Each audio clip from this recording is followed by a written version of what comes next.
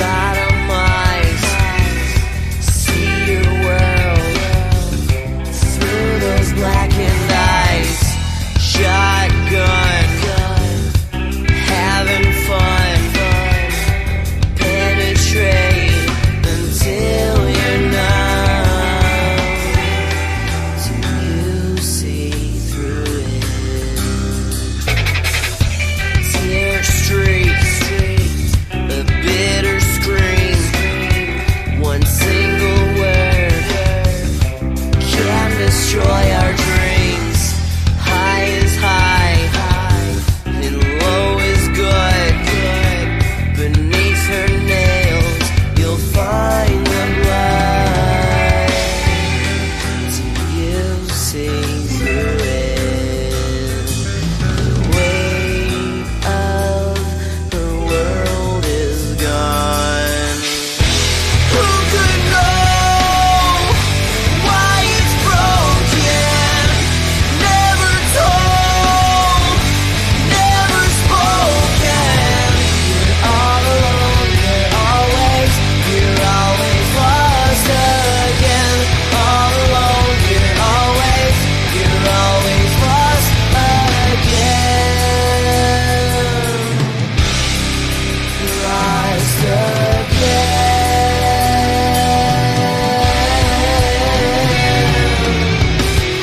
Even though it may take some time for you to figure out what it means, never that one to go inside, never to come up with what you believe.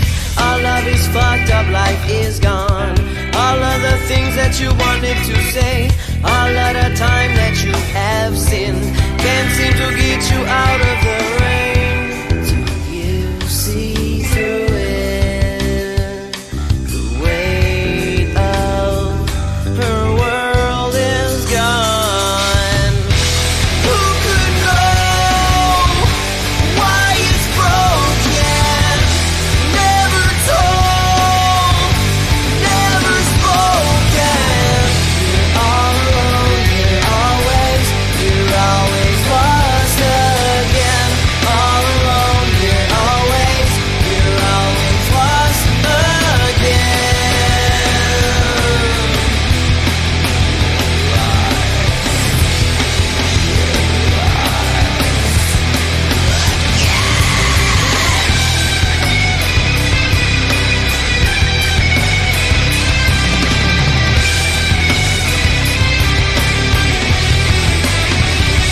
But if you were not safe, I hope you'll find the right place.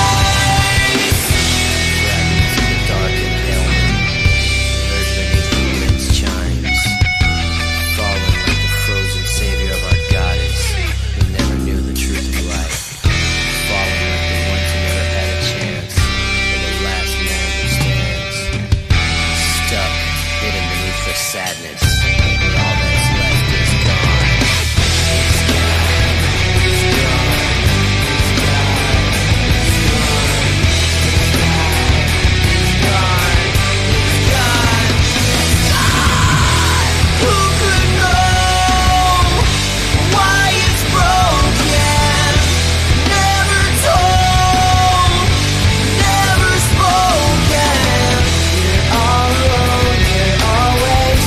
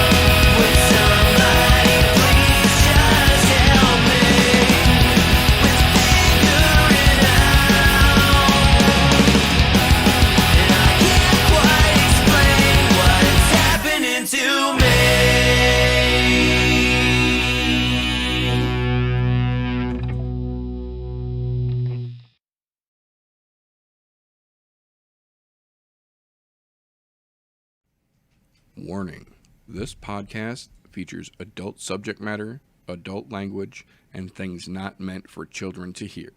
Viewer discretion is advised. You've been warned. We could be. We might be. We appear to somehow have stumbled into live. We are live, everybody, here on the I'm No Joe YouTube channel. To paraphrase Chuck Todd, if it's Thursday, it's I'm No Joe. Welcome, ladies and gentlemen, to the latest episode of the I'm No Joe podcast, the show where every armchair quarterback can feel like an Eddie Bravo. Today, as like most weeks, we have got an interesting card lined up somehow in front of us throughout all the trials and tribulations of the MMA gods trying to smite us once again. And we have got a panel full of glorious facial hair and RJ here to talk about it for all of you wonderful folks tuning in. So, first and foremost, as has been told to me by folks much smarter than myself time and time again, before we get into our shenanigans and get rolling down the tangent trail as it sometimes goes, I need to tell you fine folks where you can get more of this ridiculous if this is your cup of tea. You can find us on all social media platforms at this point that are logical. We ain't on Parler, don't get no fucking ideas. But Facebook, I'm No Joe. Instagram, I'm No Joe. If you're listening to this, you can catch the video version on YouTube at I'm No Joe. If you're watching this on YouTube, firstly, I'm sorry. Secondly, these Instagram influencer level faces can be removed. We also have the show available in all audio format, anchor.fm/I'm No Joe, and that will get to you on your podcast platform consumption of choice. And if somehow you are crazy enough to love the shit we get up to around here enough to support us, patreon.com/I'm No Joe. Help support the show, get you access to behind the scenes shit, the unaired stuff, and the unairable stuff back there too. So that being said, I do have to say we have got a hell of a card to talk about today. So before we get into it, first and foremost, the challengingest facial hair grower and purple strap seeker we have got on the show. RJ, how the fuck you doing, brother? You're pretty good, man. I wouldn't call it challenge. It's just not there yet. I haven't hit puberty, I guess. The struggle is real. We understand. It's okay. We still. I haven't hit puberty yet. I guess I don't know, but I'm doing pretty good. There's a lot of fun shit to dive into tonight. Yeah, we've got some interesting shit to talk about for damn sure. So across from that baby-faced young man, as it were, the purple strap holder himself, the freshest guest a man could possibly ask for, gracing us with his presence as usual, Mr. Fresh 03. How are you this evening, sir? What's happening? We've been waiting for months for one of these fights. Months. And right, May? Oh, that's right. Seal of approval. When May is excited about a fight, I'm not gonna lie, I was a little bit nervous. It's gonna be a good one. Yeah, I was a little bit nervous with all the shit coming down in the last week, that the one that we're all looking forward to might be in jeopardy since we had that issue prior and we've seen flare-ups. So, but luckily, we know he's a Backstreet Boys fan. That's the one downfall in his game. We know he is a Backstreet Boys fan, but it looks like he waved it off this time. He's serious about his pro fighting career, and it's party time. Yeah. That's all I gotta say. I'm excited. Yeah. We'll get to that in a little bit because I'm excited about that one too. And as is the case more often than not, across the octagon from myself, my Wednesday night homeboy, most weeks when my fucking migraines are killing me, my combat shit-talking compatriot, the one and only Golf T Vapes himself. How you feeling, brother? Good. Glad I'm able to talk about something I want to talk about and enjoy tonight. So there you go. Albeit, I won't say it's a phenomenal card. It's a card. I absolutely agree with that statement. I think very similar along those lines, sir. So, before we do jump into the shenanigans about this week's card, I do want to give a quick little miniature recap, if you will. Sunday nights have become fucking crazy around here. I just did not get a chance to get a What Did I Say show out for you fine folks. And there was absolutely some things that went down last weekend that I do want to take a moment to mention to you guys. We opened the card last weekend. We knew it was going to be crazy. We did not know it was going to be that fucking crazy. Not only did Luke Sanders clean up, like the Wookiee was almost completely removed from Luke Sanders, and that shocked me right out of the gate. 2, we learned that his name is not pronounced Nate Maness like most of us assumed and normal people would. It is indeed pronounced Maness. So that's a thing. But third of all, we did learn that Nate Maness has some fucking buttery smooth submissions, because holy shit, 2.5 minutes into round 2, he decided, you know what, this has been fun, but I'm just gonna shut this fucking show down. And he did beautifully. Not a fan of the name anymore now that I know it's ass, but damn, the fucking skills were on display. That young man is going to be something to keep an eye on. Not that Luke Sanders was a world breaker by any stretch of the imagination or anything, but Luke Sanders was looking pretty decent, and Nate just fucked his whole day up with the quickness. It's going to be interesting to see where he goes from here. I mean, at least he has an extra letter, so it's literally not man ass. Right. There is that. It's a thing. But following right on the fucking heels of Manus, we had Chinese Shahira come out and just fucking work Malcolm Gordon in literally 40 seconds. Just decided, you know what, we're not going to play. We're not going to waste any fucking time. Bink. Holy shit. Just ridiculous accuracy. Literally folded poor Mr. Gordon like a fucking cheap lawn chair. Gordon wanted nothing else to do with that fight. Yeah. No, that still, man. God damn. Yeah. Sumadarji, that dude, and he's such a gigantic flyweight too, like so fucking huge for that division. Physically, the dude is a gigantic flyweight, so that's another one. It's going to be real interesting to see where that guy goes forward. We kind of knew next fight was going to suck. We were not wrong. I will say this. Gina Mazzani came out with some wrestling that I did not expect to see in that match, and she did successfully land, I believe the last count was either 4 or 5. This is Sparta kicks straight up the fucking middle that were just beyond impactful. You could see everyone rocked the whole system to the core, I think is the best way to put that. But wow. And at this point, I'm not gonna lie, I was a little fucking confident in my picks. Not only did we have 3 out of 3 finishes on the fucking prelim card, but I had 3 out of 3 picks. And that, my friends, is generally when it all goes to shit. And sure the fuck enough. To be fair, Martin Day came out looking like the fucking stud we know him to be. The difference is Mr. Anderson decided, you know what? No, I have this little card up my sleeve. Ta-da! I win with one of the fucking smoothest submissions we have seen in a long motherfucking time. The fucking reversal he used to put himself in position for that, I think, is almost more impressive than the submission itself.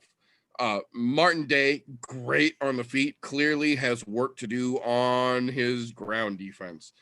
But at the same time, fucking props to Dos Santos for being a smooth operator, to say the fucking least.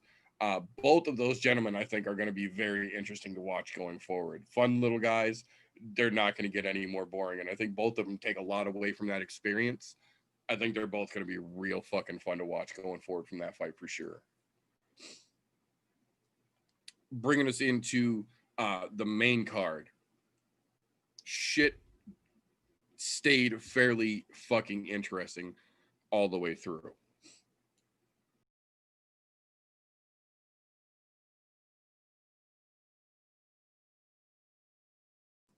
Excuse me. Jonathan Pierce versus Kaikamaka. We knew this was going to be fucking fireworks. I'm telling you, these little guys do not disappoint. When they pop the fuck off, they pop the fuck off. Pierce versus Kamaka was a great fucking battle. Pierce just controlled every time he got the opportunity to. He was using good range. When he decided it was getting clenchy, it got clenchy.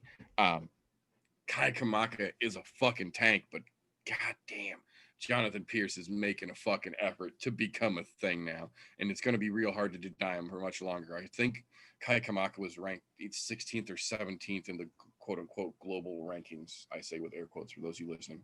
I think he was ranked, I want to say 17th. It might have been 16th, but he's right on the cusp of having an actual number behind his fucking name, and Pierce looked fucking great against him. We might see Pierce in the top 15 pretty fucking soon with a performance like that. I'm not going to argue in the least bit.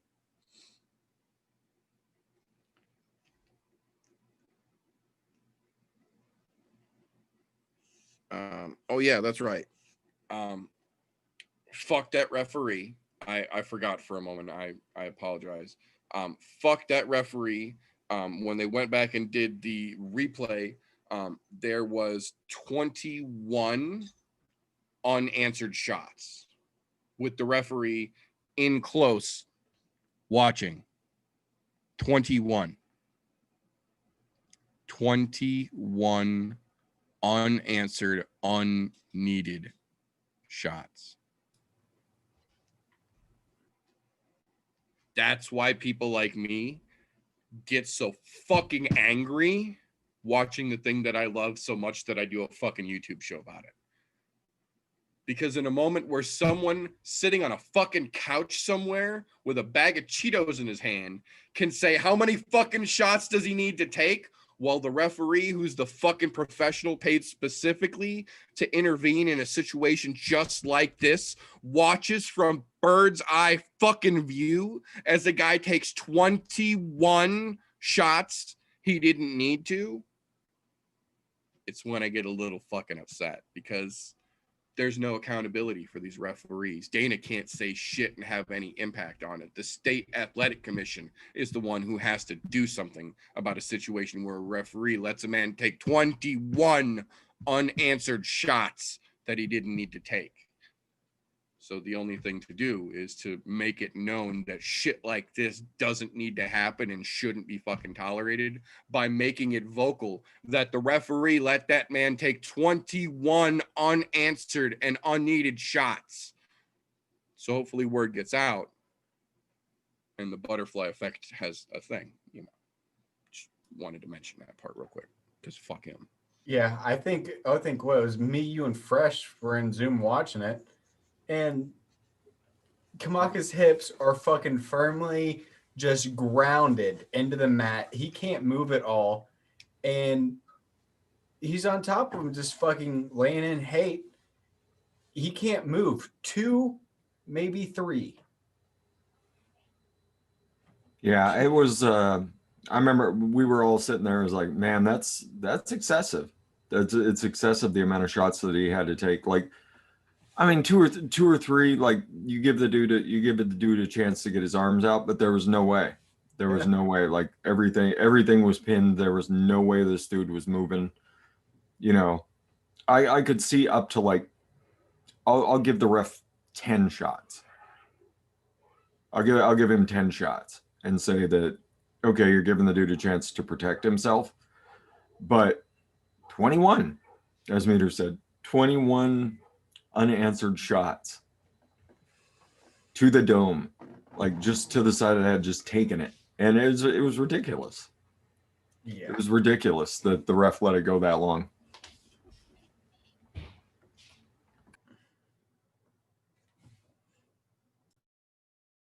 You know, that's something we talk about a lot on here when we see shit like that.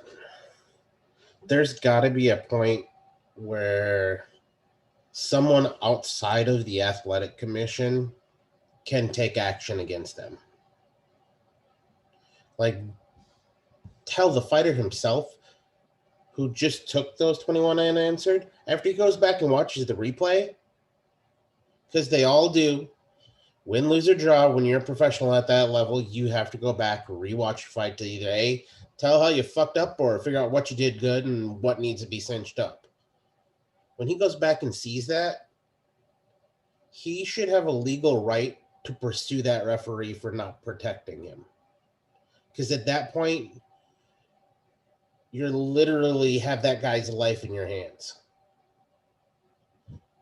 It's kind of like that weird ass backwards way that if somebody breaks into your house and they trip over something and break a leg and end up laying on your floor because they tripped over something, they can sue you because it's your property. Same kind of concept here. Yes, you chose in to go and fight, but that guy's job is to protect you. So if he doesn't protect you and you end up with some sort of permanent or career-altering injury because of it, you should have every legal right to pursue that motherfucker. And then have them fucking banned. Or go back to school. Go fucking... Actually, no, don't even let them go fucking ref the B-Leagues. Because the B-League fighters, they're not trained as well, so they're going to take a fuck ton more damage. Yeah. And this is how you shorten a young fighter's career, too. Oh, yeah. Is with all those extra shots to the dome. Yeah, because that's that diminishing returns that you talk about with fucking bad chins. And it's not that the person's chin was bad, it's just that they were allowed to take too much fucking heat. Yep. It's a fucking ugly thing, and to be honest, I wish the fighter had a legal course of action that they could take against a referee when they allow that kind of damage to be taken to themselves. Yeah, unfortunately, that's part of the waivers you signed, but yeah, and that's why I'm like, it's kind of a shitty situation because you sign that away when you say, yeah, I'm willing to get in there and let this guy try to kill me, basically, because that's pretty much what you're doing. It's just the ref's job to stop it before it gets to that fucking point. However, 21 shots, that could have been one of those ones where you see MMA make the news and for the wrong fucking reasons. Somebody dies in the fucking ring. Look, it's bound to happen, but when it can be stopped because it was that many unanswered shots, there's a problem. And if that person does die, does that dude become an accessory to murder because he failed to stop him in a timely manner? Right. And that's, once again, where the waivers come in. Right. Like, well, and one of the generally, things there's not a lot. I'm sorry. Go ahead.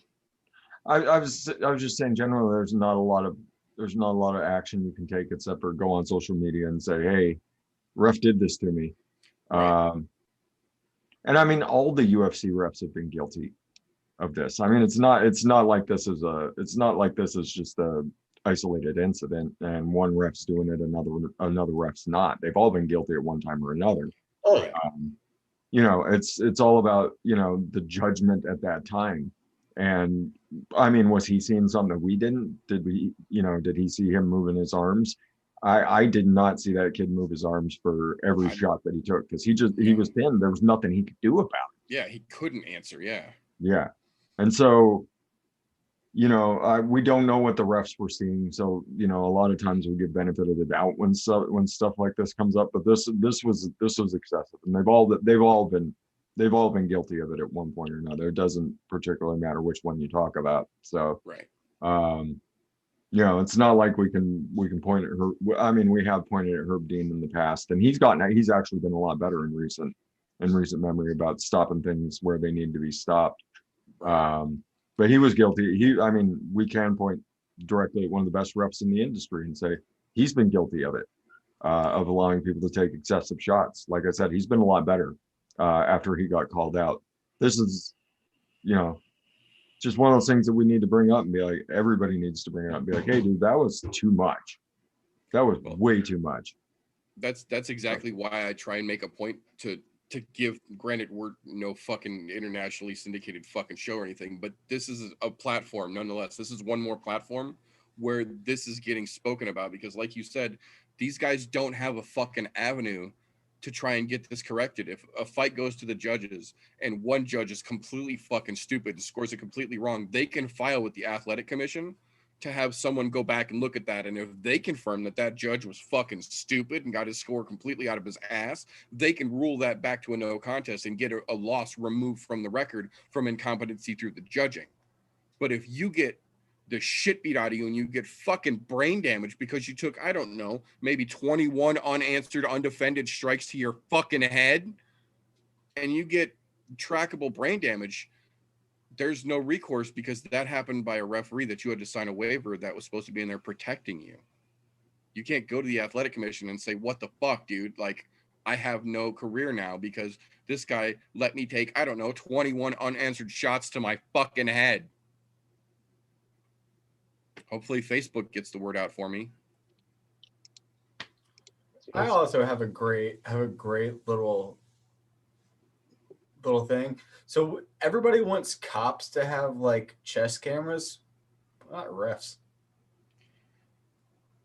A lot of, I can't say all of them, but a lot of the events that ONE FC puts on, to their credit, the referee wears it's like a mini GoPro police style lapel badge clipped to his fucking shirt. Like, they put that bitch right there, and you can see that bitch when they go back and they show replays. It's not from the fucking cameraman standing on the post like the UFC. It's from the goddamn referee. When you see a fight stopped in most of those ONE events, you see it from his fucking lapel POV right there.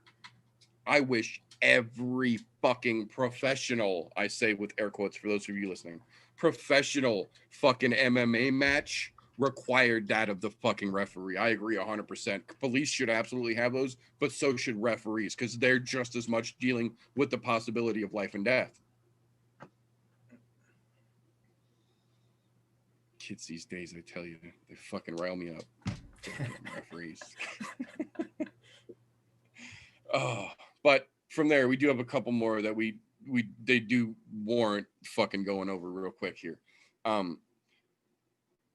The Alpha Ginger, I will have to say, hats the fuck off to you, sir. That motherfucker looked better than we have ever fucking seen him. He was looking smart. He was looking smooth. But Bill fucking Algeo, boys and girls, we told you, keep your fucking eye on this kid. And I'm telling you now, if you didn't listen before, go back and watch what he and fucking Spike just put 15 minutes up as a demonstration of. Neither one of these guys lost a fucking inch of ground coming out of this fight. That, knowing it went to decision, nobody lost a fucking inch of ground. Both of these men gained, in my opinion, coming out of this fight, because it was a fucking war, and there was some absolutely chef kiss beautiful moments in that fucking fight from both of those gentlemen. The Alpha displayed some shit we have never seen him do, and Algeo just looked smooth as a baby's ass, man. I'm telling you, Alpha Ginger still has some rough corners he needs to polish off, but Bill fucking Algeo is where he belongs. That man needs to be in the fucking UFC, and I'm telling you, if he doesn't fuck anything up on his way, that guy is heading for the fucking top with the quickness, man. He's going to be a problem for a lot of dudes in his way.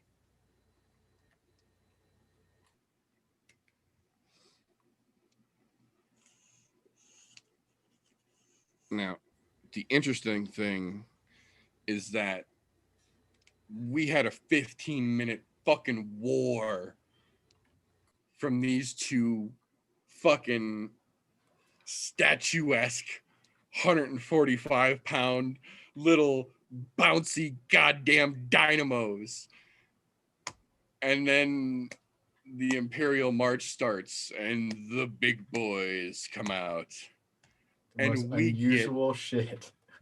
We get one of the strangest, most enjoyable and head-scratching, heavyweight fights that I can remember from Josh Parisian and Parker Porter.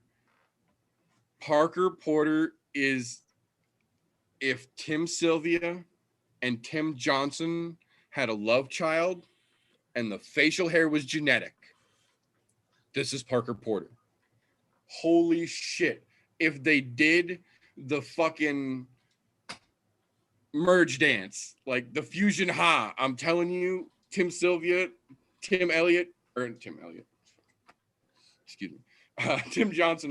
fusion ha, you get Parker Porter. And this fight was more entertaining and more legitimate than it had any fucking right to be. Both of these heavyweights were on fucking display for 15 minutes. I have not been legitimately, no sarcasm or snide intended, I have not been this impressed in a heavyweight 3-round go to the decision fight, and I don't remember when. Props to both of those fucking gentlemen. Again, a fight where no one loses an inch of fucking ground. To you folks, we tip the cap. That was fucking spectacular, boys. I mean, it was just fucking weird. Fucking Porter throwing leg kicks and fucking body kicks and the head kicks. The head kicks that landed at 6'3". And the weird ass fucking Kimura. The Kimura he couldn't get because his belly was in the way. Because his stomach wouldn't let him flatten out enough. Yeah. Still, he had that bitch locked in. Yeah, he did. He had it ready. He had it there. I was not ready for what that fight was. I don't think the world was. They must have listened to the show last week because we were like, all right, if you need a piss break, this is the match to go do it. And we literally gave them the intermission sign. Yeah. We were completely fucking wrong about what this fight was. But I was not a Parker Porter fan before this fight.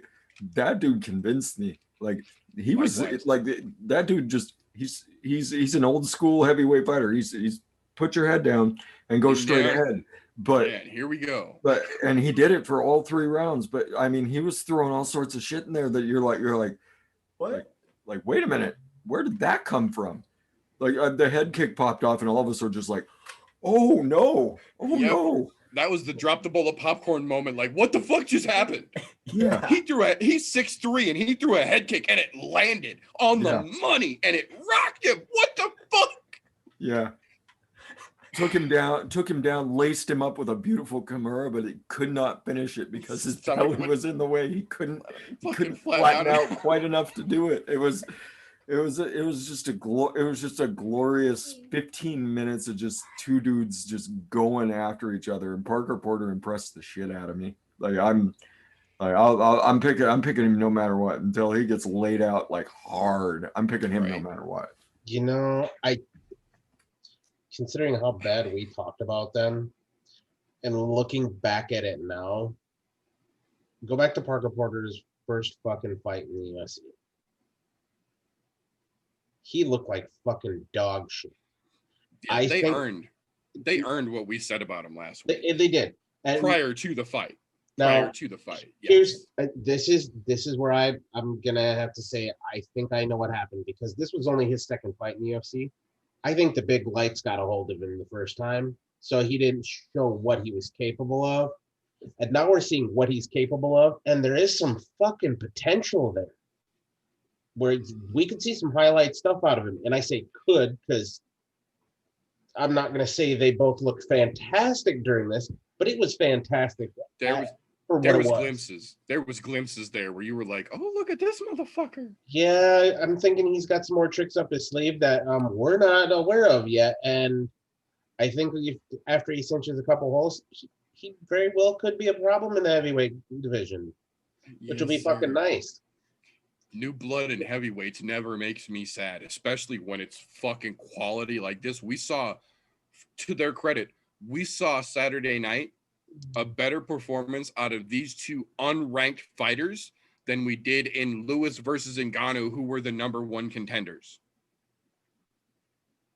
Just let that sentence marinate in your brain series for a second.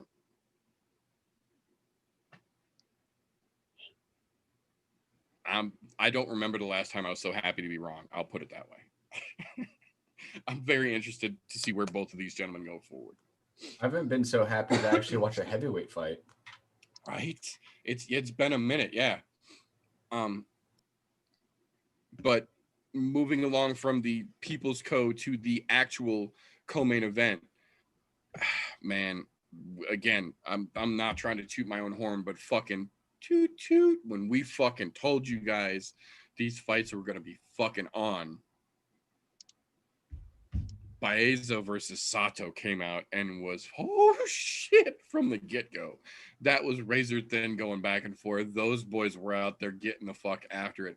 And again, one of those situations where despite how you think it might have played out, because they're both kind of grapply dudes, we didn't see a strike in that match. We got another beautiful, crazy fucking submission from Baeza of all fucking people. If anyone, I clearly would have thought that would have been Takashi making the goddamn move. And no, again, clearly fucking wrong. Miguel Baeza making a fucking statement, sank that choke in so hard and so fucking smooth. There was no way out. There was no fight. There was no way out. That was literal textbook perfection. That gentleman, again, keep your fucking eyes peeled. That motherfucker, I didn't have anything against him before, but I tell you what, I'm going to keep a fucking close eye on him now. That guy is going to be a big fucking pot stirrer at welterweight. Yeah, I think he said that was the first time he's ever used that. Yeah. I think that was the first time he said he'd ever sunk that. Because that was arm and triangle, right? Yes, that was like a step over arm and triangle. Yeah, he said that was the first time he'd ever used that. So yeah, it was impressive because poor Sato, he's trying to pop his arm loose using his own arm, and he's just like, yeah, literally tried to pop his own fucking arm and it wouldn't move anywhere. Yeah, and so he was like, you saw him. He gives it a couple shakes, and he's just like, nope. That's not going anywhere. You know you're in trouble when you physically go ahead. Yeah. So yeah, that was for someone first time ever using an arm triangle choke. Like, dude, good on you, because that was he said that was in there nasty. And yeah, when you get a dude like Sato going, nope, there's nothing I can really do here. That's what I was going to say. When a dude like Sato literally tries to leverage his own arm just to move the position and then gives up and immediately taps, you know that shit is super fucking serial right now. Yeah. And speaking of super fucking serial, Anthony Smith versus Devin fucking Clark.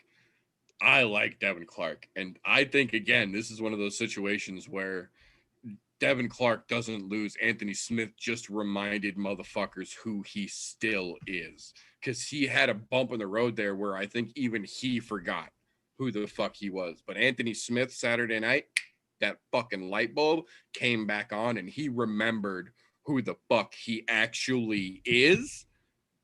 And it came out immediately. 2 minutes, round fucking one. Beautiful triangle. That motherfucker slipped shit in so smooth. You saw when he moved his legs. Literally, the second he changed his fucking legs over, there was no escape. It was an anaconda making the final fucking wrap and sealing the deal. Over and fucking done with. Again, no fucking way out.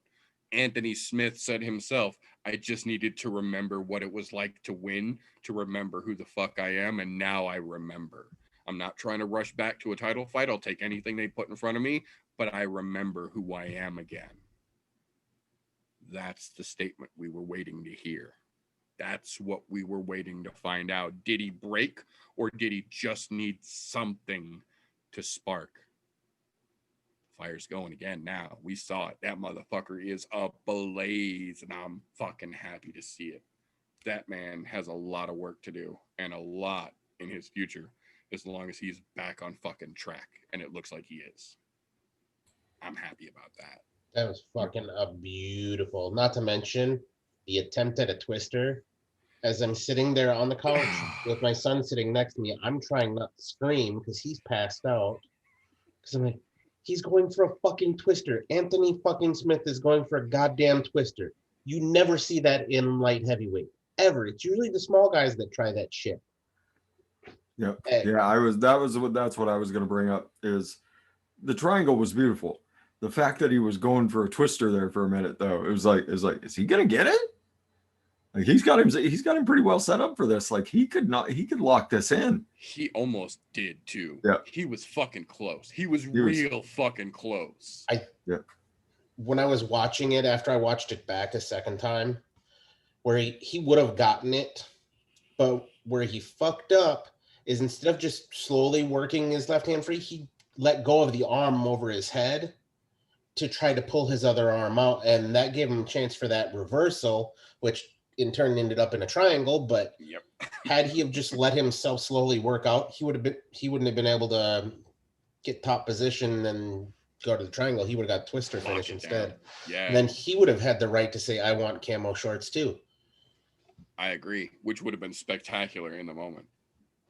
Not to mention, it was nice though to see him win again. I'm glad he did, because a lot of what I said last week about his mental mindset, and I think this fixes a lot of where that was.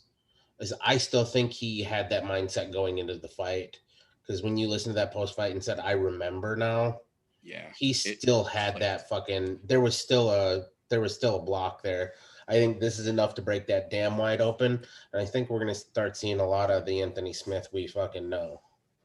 I agree completely. I think in the middle of that, and I don't even want to call it the twister failing, because it wasn't even a twister fail. It was just a setup that didn't quite go to fruition. I think in the setup of that twister, right before it led into that triangle, there's kind of a moment where Anthony Smith gets that like, oh, I know how to do this. Oh, I know where I'm at. I know what I'm doing. Like you see the aha, and then the roll that leads into that fucking leg out and then leg over. You're fucking done. So it was such a beautiful grappling transition. Yeah. Like from the BJJ aspect of what took place there, from where he went from one dominant position to not dominant to all of a sudden fucking triangle. Just a beautiful grappling exchange. Yeah, I was so fucking happy to see it. I really was. Like, honestly, not trying to bullshit in the least, but I would not have been surprised had we see that go the other way, based on what we had seen leading up to Saturday night. And I don't wish him ill in the least bit, but based on what we had seen up until Saturday night, there's a reason I was as skeptical on picking him going into that as I was. And I'm like I said, I've never been so happy to be wrong about a situation, because he showed us exactly what we needed to see to silence any fucking doubts and show us that not only does he know where he fell to, but what he needs to do to get back, and acknowledge that he's not trying to skip the line and just jump back to be quote unquote the title guy. He wants to work at what he knows he has to earn back up. And that's exactly the Lionheart that we all wanted to fucking see. That makes me happy. Not to mention, I really like this call out of the Bear Jew. That was like me. For me, that's a solid fight between those two. Not only is that a great fight, that shows that he's always paying attention to what's going on in the MMA world aside from himself. That was a very quiet, very polite call out that the Bear Jew made. It wasn't a fuck you, Anthony Smith, I want to take your asshole. It was a very polite fucking thing. And that shows that Anthony Smith is paying attention, and even he knows that would be a great fight. All of that, mate. I hope they fucking go that route, because that could be such a great fight, not only stylistically, but impactfully on the fucking division as well. Especially with the Bear Jew coming off the fucking ass kicking that he just fucking delivered out. Like, things are finally getting moving again. We're getting a little shake up here and there to keep things from getting stagnant, because there were several divisions getting stagnant prior to this. Well, I'm wondering is because he only went 2 minutes and some change in the first round, how long before we see Anthony Smith back in there again with the way things have been going lately? I agree completely. I mean, that was his third fight this year, right? Mm-hmm. Yeah, third or fourth. Fuck. Wait, no, that might be the fourth fight this year. I think that might have been his fourth. Damn. Maybe. But either way, another one of those fucking weird things that Dana White decides to do for no goddamn reason, where they just don't give you a fight of the night and they do 4 performance of the nights again. I will say this, on a night of 10 fights where 8 of them ended in finishes, I kind of get that. In this rare situation, 8 out of 10 fights end in a fucking submission or a TKO. Only 2 decisions go, or only 2 fights go to decision to be eligible for fight of the night. So I get it. In this situation, I just don't want to see this be a regular thing. But that being said, performances, Manus, of course, because that was fucking studly. Chinese Shakira, Sumajira, Miguel Baeza, and then of course Anthony fucking Smith with that fucking just delectable triangle.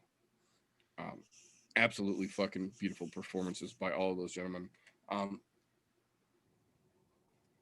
Where'd it go? The caveat to that, I will say, was, as is per fucking usual, unfortunately, at this point in the game, the medical suspensions.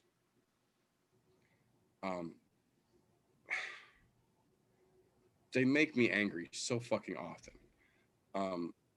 Takashi Sato, they think he fractures the orbital, so cleared by the doctor or out till May 28th. Understandable. Parker Porter, they think he busted his hand, so x-ray on the hand, no contact until December 29th. They're making him take 3.5 weeks off. After that 15-minute war, I get it. Take 3 fucking weeks off. Not a question. Parisian, suspended until January 28th. I get it. He took the brunt of that fucking beating. But again, not egregious. Algio, same thing. They think he got his hand, doctor, or May 28th. Carlisle, December 29th. Take a couple weeks. You'll be all right. Norma Dumont, right hand. Same thing, May 28th. Ashley Evans Smith, left hand, May 28th. Jonathan Pierce, foot, December 29th. Kira Kamaka, January 13th. Mazzani, December 13th. She's clear next fucking week. Ostovich, x-ray, May 28th. Malcolm Gordon, who got folded like a fucking lawn chair, January 28th. Luke Sanders, cut on his lip, has to be cleared by a doctor, December 20th. Well, Malcolm Gordon, I kind of understand, because he took that shot and he covered himself up. Yeah, like, he was just like, nope, I'm done. He was finished with that shit. I agree. Yeah, like he just kind of quit on that fight. So I get that. But I was like, I mean, it's not terrible. They can't just have a fucking week of normal medical releases, I think, at this point. So I shake my head at them. Excuse me. So, quick mention before we move into some news and recent events here. Along from the amazingness that was the UFC card Saturday night, we did also get the return of 2 of the literal legends of boxing, Mike Tyson versus Roy Jones Jr. It was a thing. I hate boxing. I'm not going to say it was great, but I can't honestly say it was terrible either. What I will say is that the promoter did not understand either the demographic or the actual working aspect of that show. They had Israel Adesanya and Sugar Ray Leonard sitting next to Morrow, one of the greatest announcers ever, and Snoop Dogg, who was lit up like the Rockefeller tree and could not stop talking or singing or talking and singing or talking over someone because he didn't remember where he was going, but he wanted to be the one on the microphone. And then you add to that, there were legitimate boxing matches on that card, aside from the Tyson Jones match. The Badu Jack match was fucking beautiful. Beautiful. Fucking beautiful. One of the few good things left in boxing is seeing dudes like Badu Jack go out and do fucking work. He's not trying to clench. He's not trying to play. He's trying to fucking end you the whole way through. He doesn't give a fuck about a gas tank. He's like Tyson used to be. And his fight was fucking beautiful. His fight IQ combined with that fucking power shots and the beautiful body work that big son of a bitch does were legitimately enjoyable. And then you've got shit like the fucking YouTube moron in there. And now he's got all that more fucking loudmouth coming off of that bullshit because that fucking clown apparently had never thrown a legitimate boxing punch. Yeah. And then you get fucking Dad Bod of the Year coming out of the Popeyes drive-thru talking shit like he has any fucking relevancy in the boxing world all of a sudden. Motherfuckers. But I just have to throw that in there. DC. I agree. That motherfucker needs to go get himself another 6-piece bucket and shut his fucking mouth. Trying to say Jake Paul could beat fucking Dennis. He needs to just chill the fuck out. But the Tyson fight itself was legitimately surprising, I have to say. Anyone who used to watch Tyson and watched the Tyson that we saw Saturday night, you cannot deny the absolute influence and precision honing that Rafael Cordero put on Mike fucking Tyson. The restraint and the patience that he taught Mike Tyson, the alterations that he learned how to make, the dips and the body work that we saw, the rolling leading into 1-2s to step outs instead of fucking closing in and turning the phone booth into the fucking spot. Tyson was fighting intelligently and very differently than he used to fight, and he never gassed out. They went 8 rounds and Mike Tyson did not gas out. That speaks to what Rafael has been able to do with a 57-year-old Mike fucking Tyson. What was really amazing about that, not just the not gassing out, but he looked just as fresh in the 8th round as he did in the first to me. I mean, yes, there was a little bit of a slowdown, but you would have expected a lot more out of a 54-year-old who hasn't done any match in almost 15 years. Exactly. I'm saying it was fucking incredible to watch. And Roy Jones Jr. didn't look fucking bad either. Granted, not terrible. He looked a lot slower. A lot worse, though. Yeah, it was. I was going to say, it's ironic that in 18 months off, Roy Jones lost more gas tank than 15 years off Tyson gained. Granted, anybody who watched or listened to what Tyson was talking about leading up to this, he focused way more on cardio on this than he had in any fucking fight previously. He put the work in and it showed legitimately. I think for me, the greatest thing was, Cordero did a fucking fantastic job with him, but it didn't take away the things that you were used to seeing out of Mike Tyson. He was still throwing the big hooks. You were seeing the shots for the uppercuts, and there was a couple times where I was like, it looked like he was gonna fucking knock him out. I'm going, ooh. Like, I sat back in my chair and fucking kind of gasped a little bit a couple times. I agree. I was that it wasn't that they were great.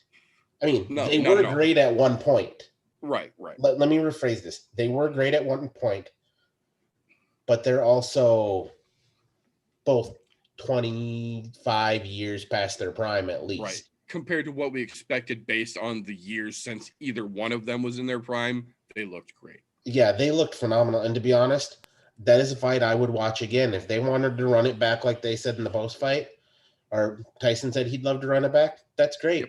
Not to mention, I saw a little something from Evander Holyfield saying, I would like to run it with Tyson. Again, a third time. Yeah. Who wouldn't want to watch the next thing I've got here. Yeah. Not only did we find out that Tyson's open to running that back with Roy as a professional fight so that they don't have to do the fucking no knockouts, they can get real scoring and shit again. But then we found out that Evander stepped up and said, yo, we can do 3. I'm back just like you are, motherfucker, and I'm ready for 3 as well. So we get the possibility of Roy Jones versus Mike Tyson with no fucking training wheels, as well as potential Mike Tyson versus Evander Holyfield 3, with Holyfield, in my opinion, looking just as good as Mike Tyson is right now in their comeback.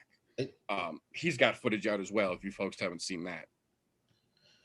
You know, there's one other thing I did want to address about that, because albeit it was an exhibition, so technically it wasn't scored. It was still scored for everyone. Yes. Who the fuck was scoring that? Right. The WBC officials called that a majority draw. Yeah. I'm like, there's no way.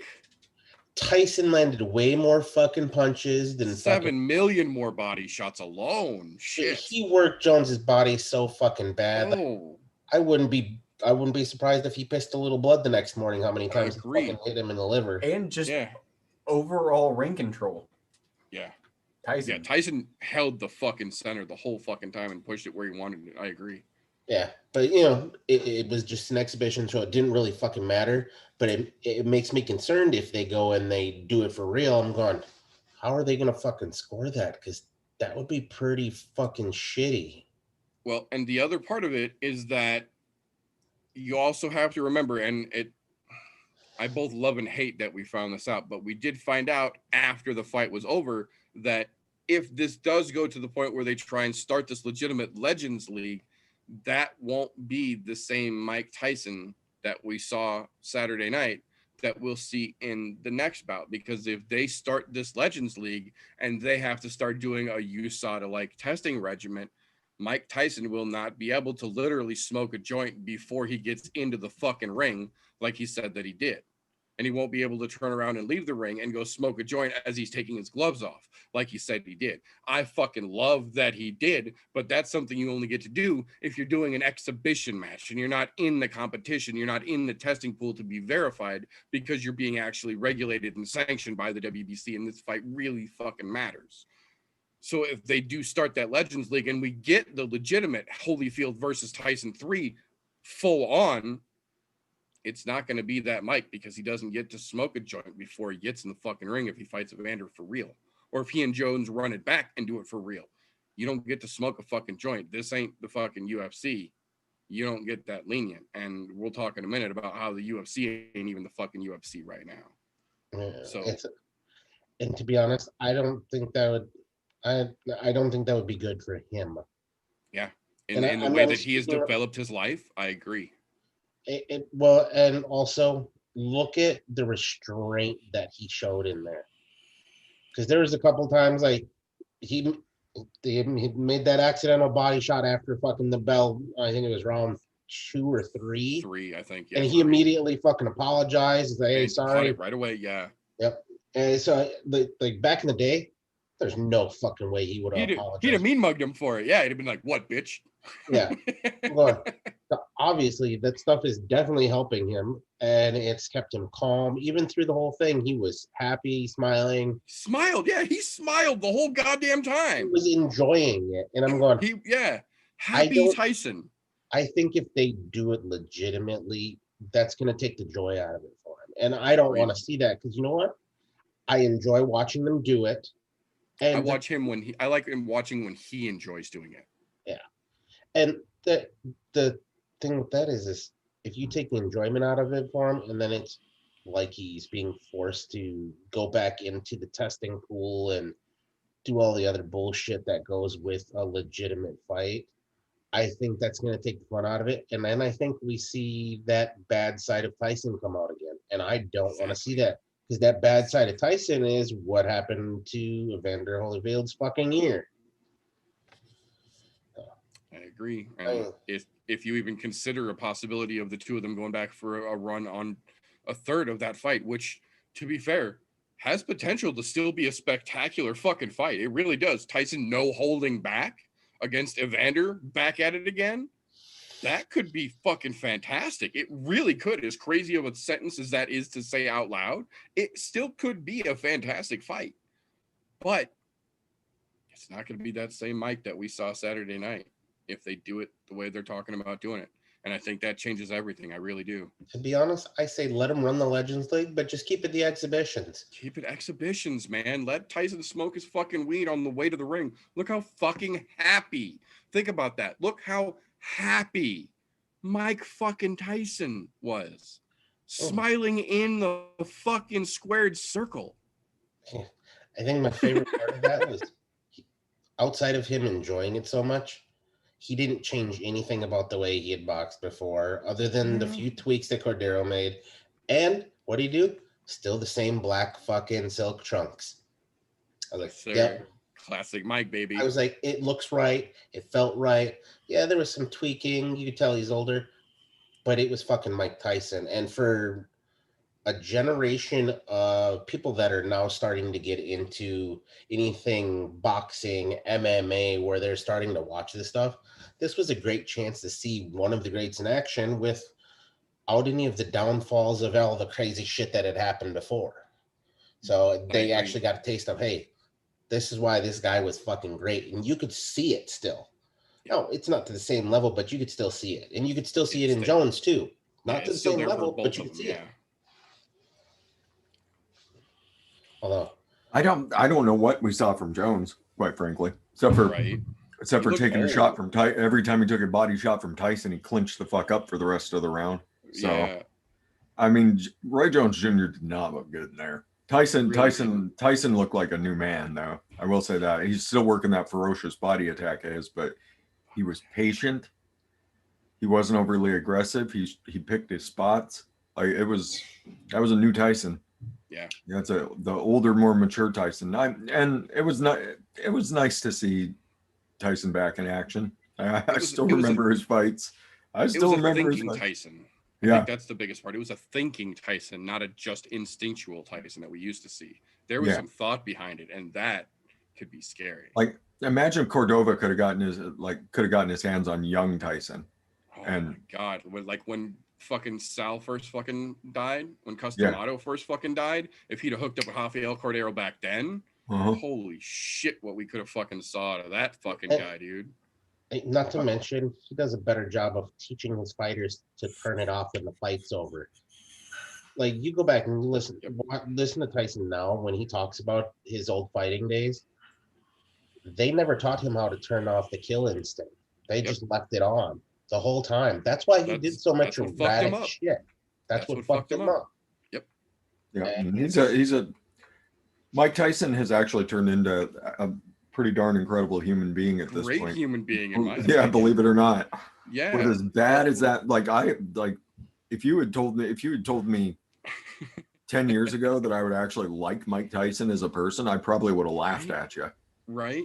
Well, and go ahead.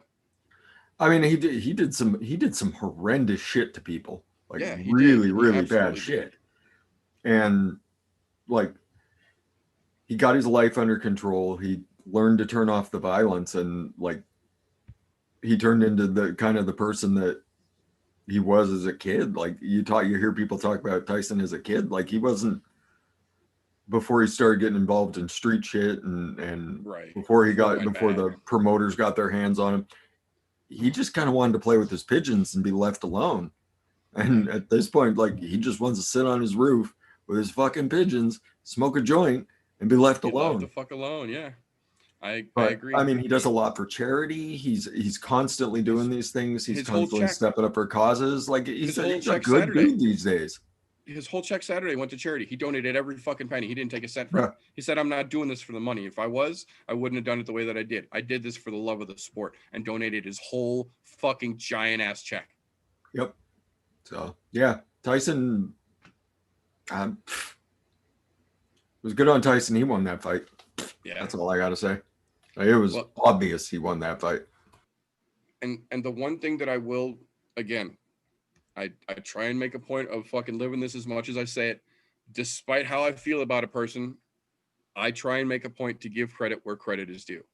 And despite how much I absolutely hate that fucking walking, talking piece of shit that is Jake Paul, I do have to admit, the eyes of the new young boxing fans that he brought to Mike fucking Tyson, who might not have otherwise even given a second thought about glancing at that, aside from the fact that they put that circus sideshow of a fucking match as the co-main event, in my opinion, does outweigh the stupid verbal diarrhea that immediately fell out of his cocksucker. And it was fucking horrible. And the repercussions of the shit that fell out of his face are still happening right now. And we're not going to deal with that. But the fact that that happened, the eyes that shit show did bring to the world of boxing, the people who got to see Badu Jack and had never even heard that name before, the people who got to see Mike Tyson look as good Saturday night as he did, and then maybe get interested and look into who Mike Tyson used to be and why it was such a big deal that he was the main event, not the Paul. That, in my opinion, does outweigh the shit show that fucking fight and the post fight of it actually were, because that will legitimately bring new eyes and bring people that otherwise may have never even given this a second thought, at least that opportunity and that glance at why some of us are so excited to talk about shit like this. That helps. It doesn't make it okay, but it helps.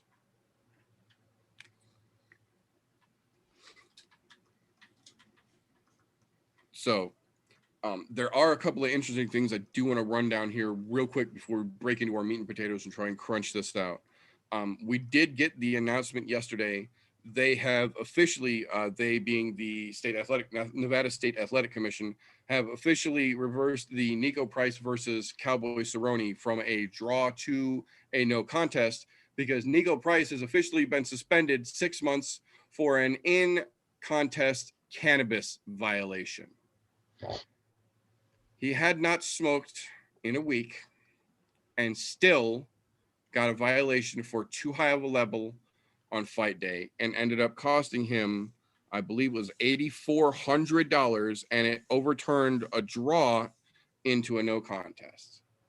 And normally this would be one of those stories that we just shake our head at and we go on about the day. But then you have to turn around and consider he hadn't smoked in a week, and he verified it. And then you get this followed up by Jamal Hill, the man who is in the co-main event this weekend, coming off of his marijuana suspension from an in-contest sample that was leveled too high for competition, where he said he hadn't smoked in 4 weeks, and he paid the extra $4,000 for them to retest and confirm the retest against his old samples and verify that his levels had steadily lowered, to indicate he hadn't been smoking in weeks. But because his levels day of were still too high for their quote unquote threshold, he received a 6-month suspension that he's just now coming off of and will be coming back Saturday night for. This is exactly what they're doing to Nico Price now. And this isn't a situation where one of these guys knows he's got a fight coming up and he's smoking up until the day of the fight because he's a fucking party boy. I understand the reason for those guys getting in trouble, and I don't agree with it, but I understand it. I can see where that comes from.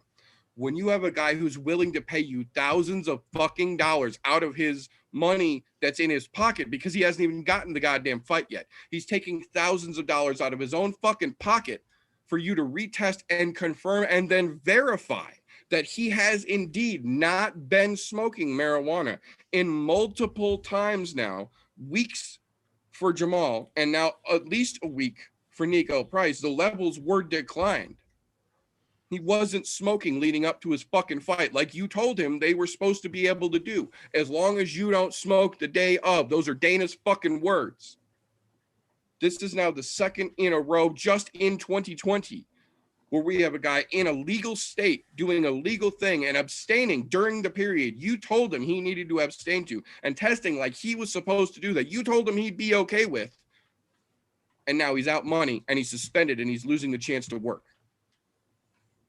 This is why I get so upset about contradictory marijuana laws in the world of fighting.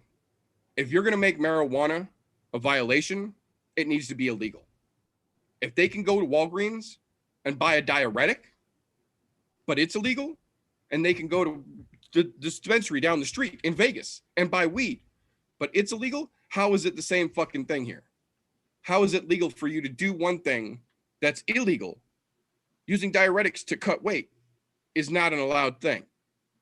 Using marijuana as an adult is a legal fucking thing. It's a different circumstances for the situation, but it's the same fucking penalty. And I don't understand how we're getting ready to go into 2021. The Congress is literally about to vote next week on a potential federal legalization and decriminalization of marijuana law in the United States. We might have federal legalization here, and we still have fighters getting suspended and fined for proven not using marijuana, but because it's still in their system. How the fuck is this America? It's not America, that's USADA. Right? Fucking Nowitzki.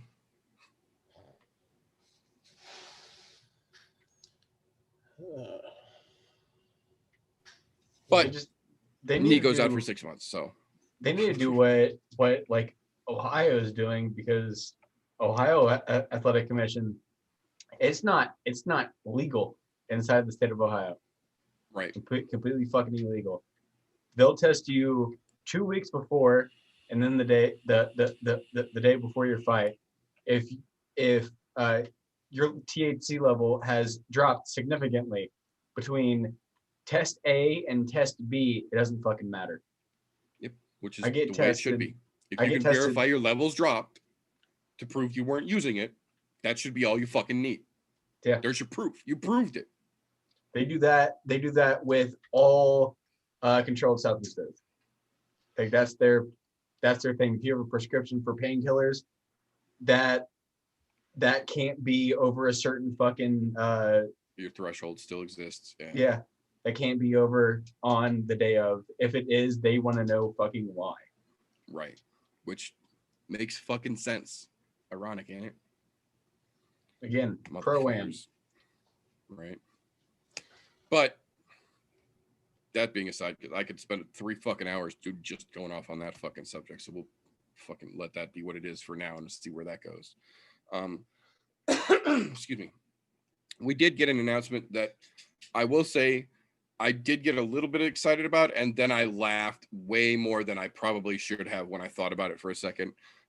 We did get an announcement that world-class boxer Clarissa Shields has officially made the crossover to MMA and signed with the PFL.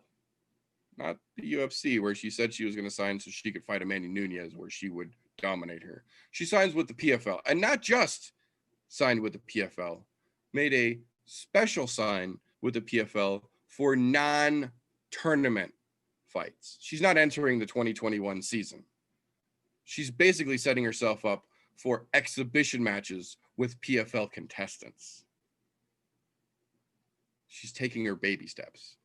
I'm both excited to see soup cans in the MMA world throw Clarissa Shields around and give her a little bit of humble fucking pie, but also excited to see how she can legitimately transfer her accredited world caliber boxing to the MMA world, because it's not the same striking. It is absolutely fundamental. Boxing is boxing, but MMA boxing is not the same as boxing.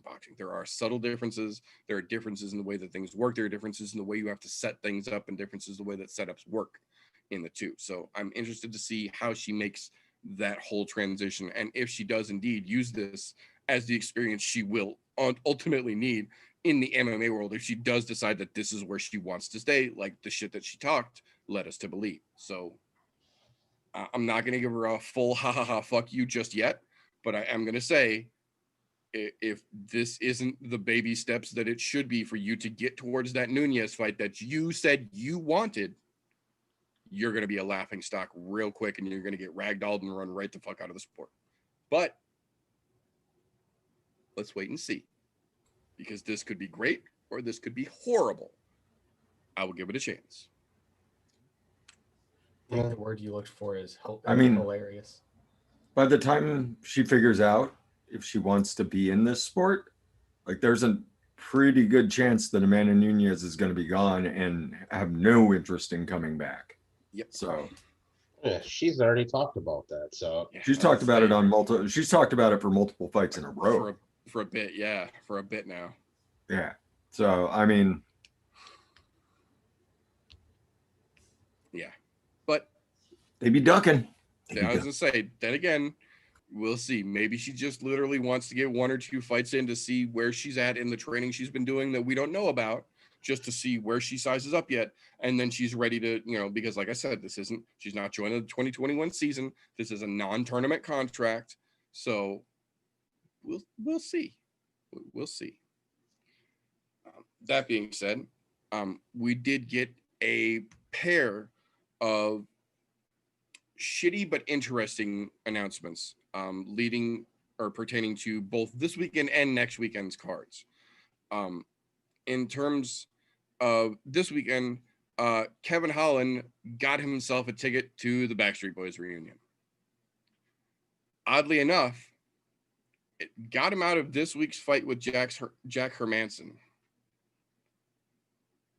but somehow ended him up in a ring around the rosy situation where Marvin Vettori, who was going to face Jacare next weekend at UFC 256, is now going to be stepping in this weekend on a week's notice to fight Jack Hermansson in the still 5-round main event.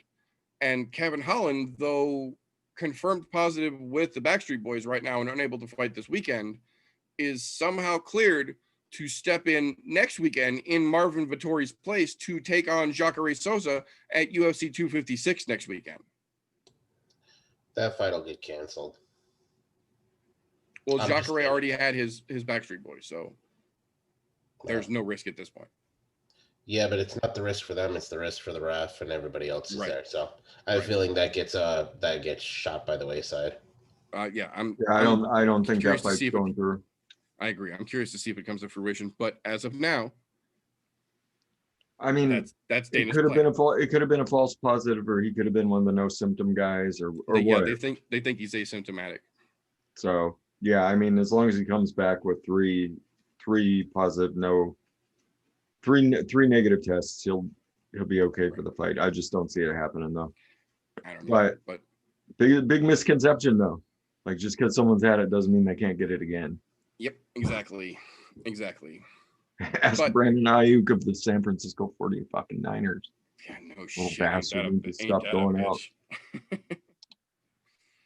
But speaking of folks getting their fucking tickets, knowing the Backstreet Boys reunion is a full-blown thing still, we also got the cancellation of Leon Edwards versus Khamzat Chimaev 2 weeks out from now, because Leon Edwards, after talking all that shit and trying to get a fight with any and fucking everyone, got himself a case Odaronas.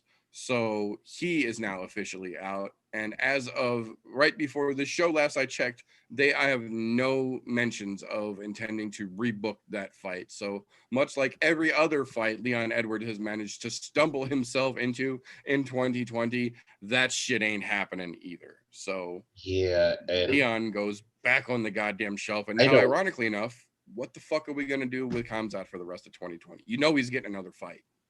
You know they'll find somebody. Yeah, somebody. They're gonna slap somebody in there. You know, that he'll get somebody, and I don't think we're gonna see the same Leon Edwards come back after his ticket to the reunion tour here, because I did read an article. He lost 13 pounds in under a week. Yeah, 3.5 days. Has not been able to train. So he's had a rough bout of it. He got the bad side of it. Yeah, he got the real bad side of it. We might not see him back for 6-8 months. At least, yeah. No, he's got the bad side of it. To put the weight back on naturally and to be able to train fully again. I mean, don't get me wrong. He's still a top-level athlete, but... Well, and that's also assuming that none of this causes permanent organ damage, too.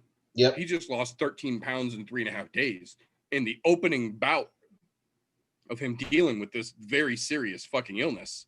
There's no telling how the rest of this could come out. You know, like I said, I wish no fucking ill will on him, and I absolutely fucking hope he comes out on this okay.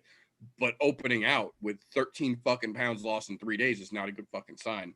And that absolutely has some potential for long-term fucking problems. Hopefully he's one of the lucky few who, you have the shitty part of it, but you don't have anything on the back end. Because it's normally the people you see with that really rough go at the beginning, they end up with shit on the back end out of it. Yep. And it's not that the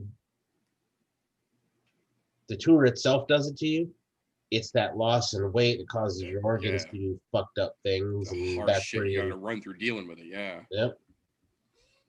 No, it's rough, man. But we'll see. I wish him the best. But yeah. I feel bad for fucking Hamza because I think that was Chimaev's ticket into the fucking I agree. Getting a shot at the title next year. Yeah, I agree completely. That definitely fucks up his plans because realistically, best case scenario right now, the highest ranked alternative they can get him on short notice is going to be fucking Neil Magny, which, to be fair, would be a great fight. And Neil Magny has been calling for that fight for the entirety of Khamzat's career. Since he made his debut, Neil Magny has been standing in the back with his hand raised saying, hey, I want him. I want that one. And they've been avoiding that fight. So I'm cool with that. But Neil Magny is also ranked number 9. Leon was ranked number 4. Not deservedly, but ranked number 4. I think it would be a better fight with Neil Magny. Yeah, it's a different springboard platform, but it's a better fight. So we'll see if Dana lets it happen. Dana might, just because, I mean, Khamzat's been fucking... Yeah, he's already been he's been a company guy already. Said, fuck it, I'll fight anybody. Let's do this. Yeah. It could get real interesting. Yeah, we got 2 weeks to figure it out. He just wants to smash, bro. That's it. I want to smash, bro. Man, if anybody ever belonged in the Ultimate Fighter house, it was him. Oh my god, right? How fucking perfect would it have been in a fucking tough house? Yeah. I just want to smash, bro. We smash, bro. That would have been so great. At the same fucking time. That would have been great. That could have been glorious. But couple fights I want to fucking fight announcements I want to run through real quick so we can get in here because we are running a little toothy. December 19th, the card that we just fucking lost, the Leon versus Khamzat fight out of, we did get 2 new announcements on yesterday. The first one, the other Neil, Jeff Neal, that we previously would have had Neil on Neil Violence on, but that got fucking splattered out. So now we've got the fallout on that being pieced back together that we were waiting for. Jeff Neal will be stepping in 2 weeks on December 19th to take on Wonder Boy. That's going to be a good fucking fight. I'm very happy to see that one. I think that's got potential to be lots of fucking fun. Wonder Boy needs a fucking W. That's going to be a tough fucking challenge for Jeff Neal to put together. I think that's got fun written all over it. But the one that I'm really excited about that they announced for that, they're potentially calling the new co-main event now that the whole fucking card basically has to be rebuilt. At welterweight, at 170, Alex Morano versus Anthony Pettis. That could be real fucking interesting because Morano is on a fucking roll right now. And Pettis, again, needs a big fucking win to get his fucking name solidified as somebody still relevant right now, really. And if Morano fucking ragdolls him, he's adding another notch in his goddamn belt. Morano has been looking fucking great lately. So that could be real fucking interesting. That card in 2 weeks from now is starting to have a little bit of promise to it. That post 256 card might be all right after all. We'll see though. So we'll see. We did get an announcement for the January 16th card, the Calvin Kattar versus Max Holloway card. Warley Alves will be stepping in to take on Christian Aguilera.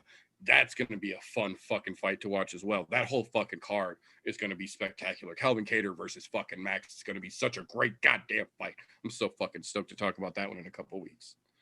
But Warley Alves is a fucking monster, and Christian Aguilera has been unfucking stoppable lately. That guy's got so much fucking potential as well.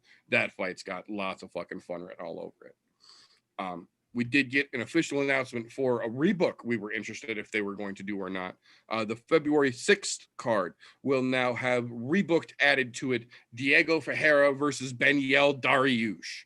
That's another one for the fucking OG fans that is just going to be fucking spectacular. Two dudes who maybe haven't made it to the fucking height of celebrity and household name status, but in the fight world, in the actual combat sports world, these are fucking OGs, and this is going to be a fun fucking matchup to watch play out. We did get two announcements to that card. The other announcement to that February 6th card, this one could be real fucking fun as well. Michael Johnson versus Clay Guida. That's another one that's either going to be a fucking shit show or it's going to be spectacular. I'm hoping for spectacular, but we'll see as we get a little closer to that one what the odds of it actually really look like. But both of those fucking fights for the February 6th card, fucking A. I'm very excited for both of those to see how they play out. The February 27th card got a last-minute addition to it yesterday. Alexis Davis getting back in there, trying to get back on the fucking horse against Sabina Mazo, who has been looking like an absolute fucking world breaker as of lately again, too. That's going to be a real fun fucking fight. That's going to be a real fun ladies fight that I'm telling you now. They're trying to push both of those fucking girls right up the goddamn ladder. So the winner is going to get a springboard off of that fucking win. As long as it's not a snooze fest, whichever one of those fucking ladies wins, they're going to get that up and coming prospect fucking boost from the UFC. I can see it now. We did get an announcement just this afternoon, confirmed. Yair Rodriguez has officially been suspended for 6 months for his third, not one, not two, but his fucking third location violation with USADA in 2020. He has now 3 separate times failed to keep his location information updated with USADA, and they have went to test him, and he is nowhere to be fucking found.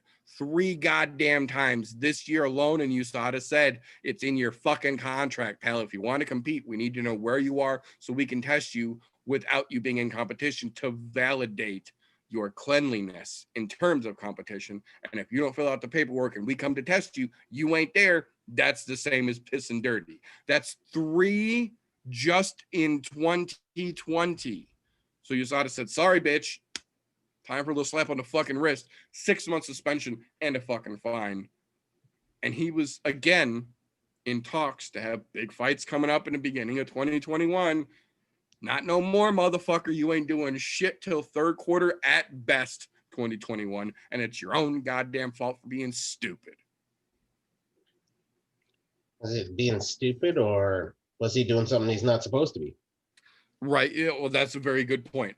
Best case scenario, we're assuming the best in that he's being stupid. This very well absolutely could be because he's playing the fucking TJ Dillashaw game and trying to keep himself from getting caught. So we know that shit's still around and it's still very much fucking prevalent. So there's every possibility he could be playing fucking shady as well. That's a very good point. Very good point. Only time will tell. I was going to say, we'll find out real fucking quick one way or another, though, because he's running out of time to get away from that shit if he wants to stay in the UFC. Tell me Dana ain't going to fucking watch him like a hawk now. Supposed to have been the golden boy, man. You could have been the one. Fucking up, son. Fucking up. 2 more announcements here real quick. March 6th card. A pair of very interesting fights added to it. Another gentleman who was coming off of his fucking stupid USADA marijuana suspension, Trevin Jones, getting back in there, taking on Randy Costa, another new guy with a lot of fucking fun behind him. Both of those dudes could be very fucking exciting. And then the other one, the how do I put this? Act of charity on the part of the UFC that I feel they're doing. Askar Askarov, who is exciting as they fucking get these days of an up-and-comer, gets to fight Joseph Benavidez March 6th. I'm not sure if that's more of an opportunity for Askarov to make a name or a slap in the face to Benavidez, but god damn, Benavidez just went from literally fighting for the title to fighting a guy who's unranked. Ouch. Ouch. I mean, with the double ass whooping he took. No, I'm it's fair. I agree. Because Figgy beat that motherfucking ass not once but twice, definitively. Are they both fucking times? So are they trying to Holly home fucking Benavidez? It sure win a fight, get feels another like it, shot at the doesn't title? it? Give him another one back at it. Yeah, it sure feels like it, don't it? Yeah. Like, I mean, that's kind of the problem with that division. Like, there's a few dudes who there's a couple of dudes that could put on interesting fights. After that, there's nobody. Yeah, I agree. So, Benavidez needs more shots to the face. I mean, no shit. Like anybody, of all fucking people, that guy, right? Like he already looks like halfway to Jigsaw. So no shit.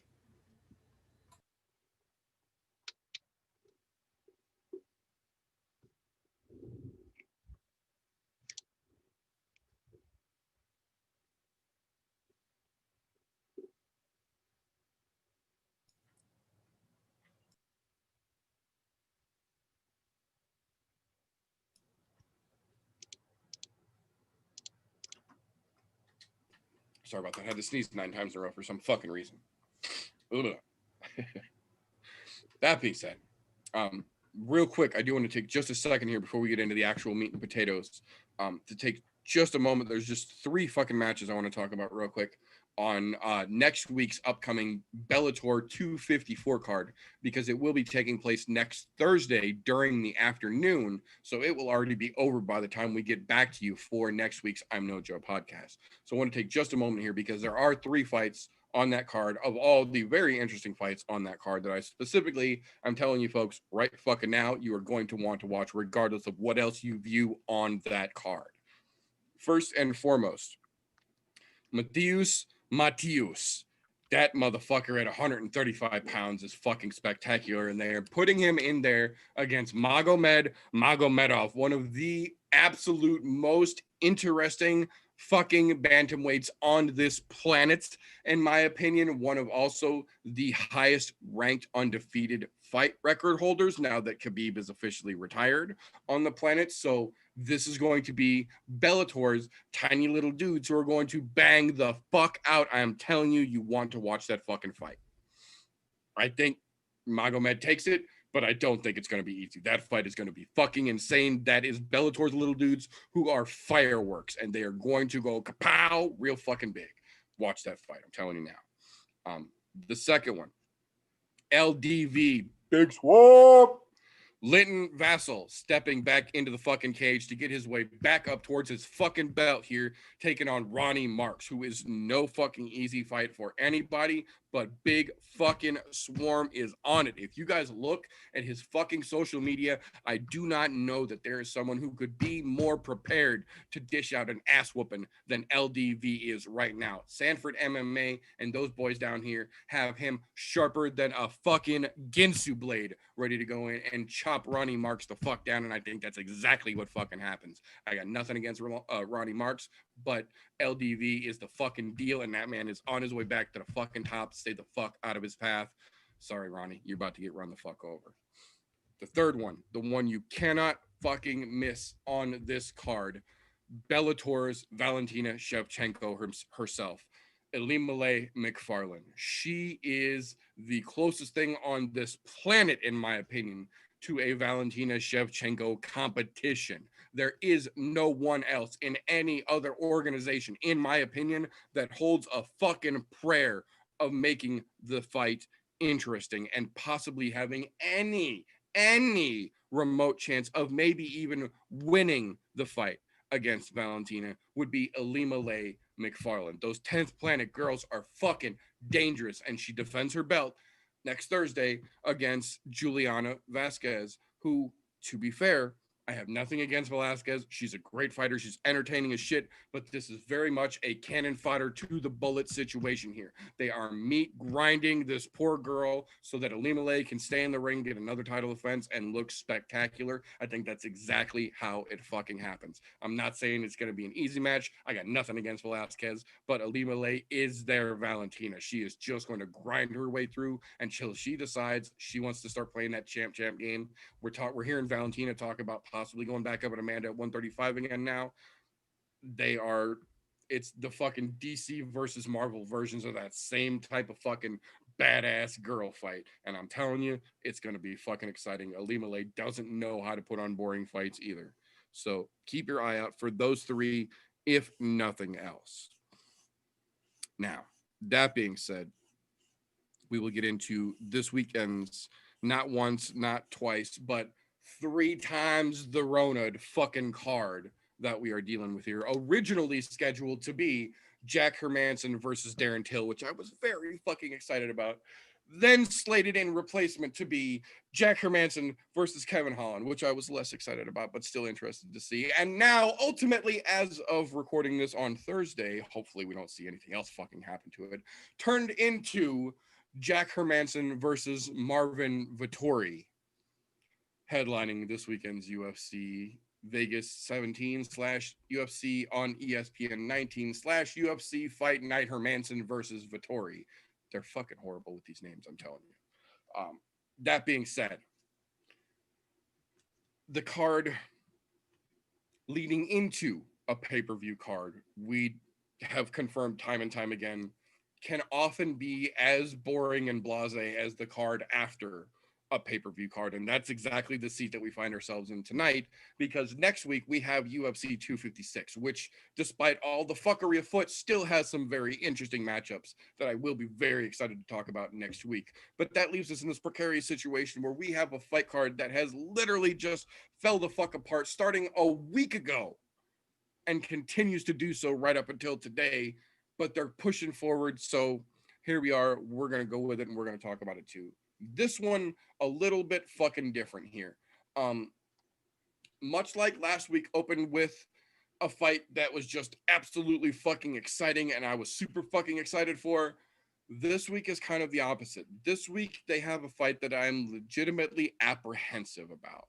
And I don't say that very often, and there's good reason behind this, because the fight itself is Jake Collier, who we have seen be hit and miss, have potentials of greatness, but he's also very fucking green, against Gian Villante, but it's Gian Villante heavyweight, not light heavyweight, where he has been the majority of his career.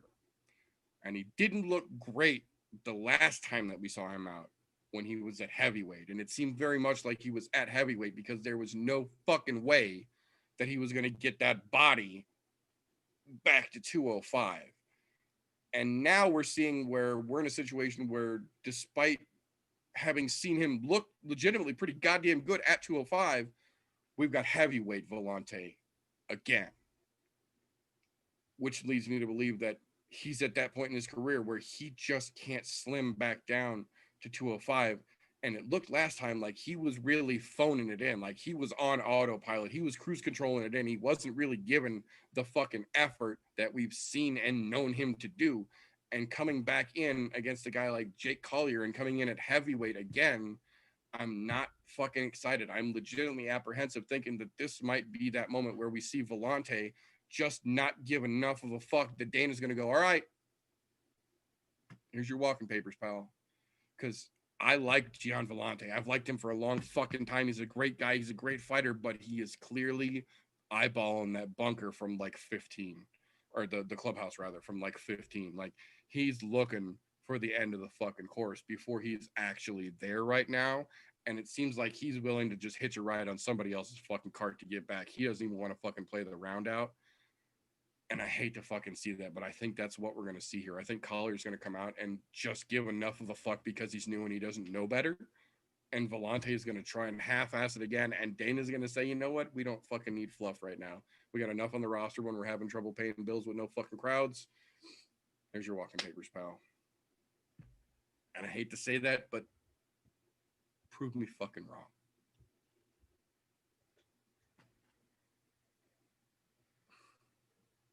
I'm still trying to figure out why he's still in the UFC. I know. It hurts. It hurts right in the pride. I mean, literally. He hasn't done anything recently that's even shown that he has any stature left. Not in a minute, no. I mean, to be honest, this is a fight I don't even want to watch. Just because this is your way out the door. When you can't go back, you can't get back down to light heavyweight. You're obviously at the end of your rope. Just cut your losses, call it a day, lay the gloves down, move on, man. Yeah, I mean, it's tough to watch Viante get to this point. And I mean, he's legitimately one punch away from, you know, kind of opening eyes up again. But I don't think Collier's the dude that's going to let him do that. I think Collier has too much drive. So, and last time we saw Collier, he looked like he was ready to just crush faces. So, I'm picking Collier.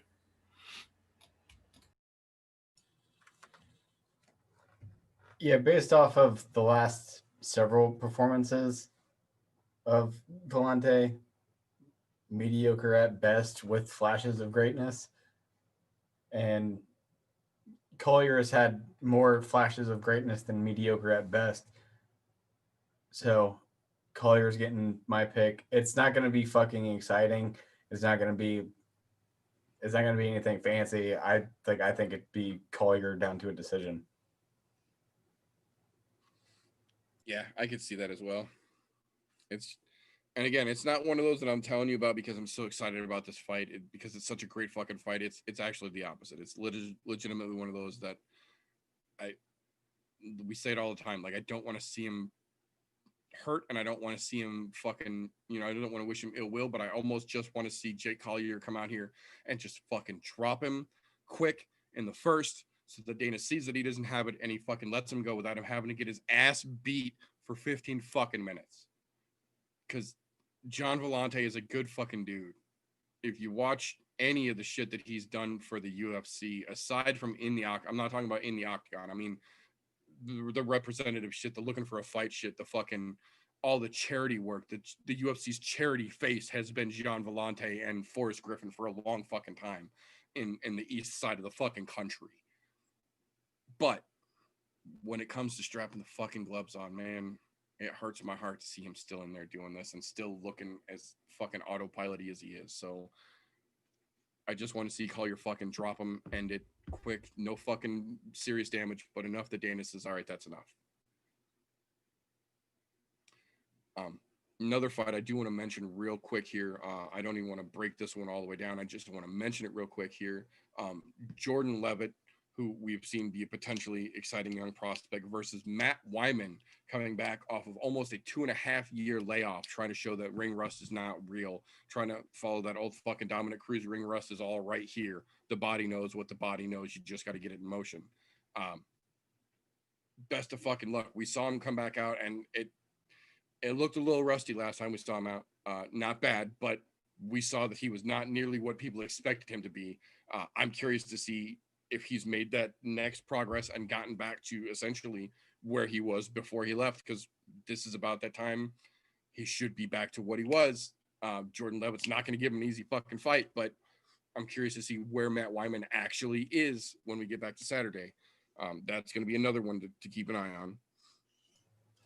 I have to mention one thing, because I saw his fucking picture and I had like flashbacks. Jimmy Flick, I know I've seen him somewhere, like fucking Cops. You cannot tell me that motherfucker's face has not been on goddamn Cops. Well, the really asshole thing is that when I looked at him, the first thing I thought of was like, not like ignore the hair, but just the face itself. He looks like Junior from House of a Thousand Corpses. My brain went straight to fucking Cops. Fucking Karen, put the beer in the fridge. I'll be out tomorrow. God damn, man. I swear that man's been on Cops. Kids these days. Oh, but like I said, there's still a couple of matches on this card that are legitimately interesting and absolutely worth watching here. The next one that I absolutely want to take a second to talk about here, Luis Smoka against Jose Quinones. Last time we saw Quinones out, the fucking lights got in his eyes. I don't know if Sean O'Malley had pocket sand and shot him or what the fuck actually happened, but that fight came out. He was ready. He wasn't ready. It was over. What the fuck happened? He let O'Malley get by him. He let O'Malley get one over on him. I am legitimately hoping that this is him coming back to show that was bullshit. That's my purse. I don't know you. Get back to where we know that he should be. Quinones is a bad motherfucker, and I still to this day do not fucking understand how O'Malley got one over on him, but he absolutely did. And Smoka's no fucking easy walk in the park for anybody, but I think if Quinones is back on his fucking game and he's out of whatever the fuck O'Malley had going on in his fucking cabeza, is worked the fuck out, and he's back to the fucking Spanish killer we know him to be, El Teco can come out here and put fucking work on, and he can take this goddamn fight. The problem is if O'Malley really got in his fucking head and shook him up enough to get that loss to stick there, Smoke is not going to give you a chance to flinch. He's not going to give you a moment to figure out, do I want to be here? Am I ready for this? No. Smoke is quick. Smoke is quick, and he's fucking precise. He's going to put it the fuck on you immediately. And if Jose can get past whatever the fuck happened in that O'Malley fight, we're going to see a great fucking match. And I think he can take it. I think he's better. I think he's got better striking. I think he's got better defense, aside from what we saw. And I think he's a little more precise than Luis is. But Luis is so goddamn quick, and he's such a fucking smooth grappler. And if you ain't ready, he's going to throw you the fuck down and have his way and get this fucking thing over with the quickness. So if Jose is back, and I fucking hope he is back, this is a Quinones match, but it's going to be a brawl. If he's still stuck in his fucking head, if O'Malley really fucked him up, Smoka is going to give him a bad fucking night out. I hope I'm wrong, but I think he's still shook. I think Smoka takes him. I agree. I think he's still shook. Plus, Smoka's fairly underrated. So good, man. He is. He's smooth as silk. He doesn't have a whole lot of interest in defense, but I mean that's typical. He doesn't really need it, yeah. He doesn't really need it. Yeah. So it's one way or another, this will be entertaining. That's what I'll say about this. One way or another, this is going to be a very, very, very entertaining fight. But I agree. I think it's Smoka.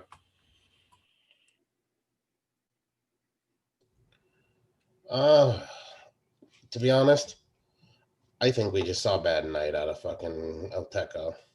I really do. That's what I hope. That's what I hope. Honestly, that's what I hope. Granted. But if not, you took a loss to fucking Sean O'Malley, and that's got to wear. Let him look good, and let him look good. Yeah. Yeah, you let a fucking clown wig beat your ass. Look, you went back and watched that fight. You were literally watching a skinnier bozo whip your ass. That might be wearing on him, but I think we see him come back hard after that, because you know what? Pretty sure he wants some fucking redemption. However, Smoka's a fucking animal right now. As far as like this matchup here for them, this is, for me, this stylistically, this is a fantastic fight. If he's back, it is. I agree. I'm saying stylistically. I'm not saying it's necessarily going to be great, because I don't know. Yeah, it's all going to depend on Quinones' mental status coming into the fight. Smoka's always fucking solid. Every time we see him out, win, lose, or draw, he's good. If Quinones is going to win this, he's going to have to fucking work for it, and he's going to have to work hard. I'm leaning towards Smoka, but I still have this sneaking suspicion that El Teco gets it fucking done.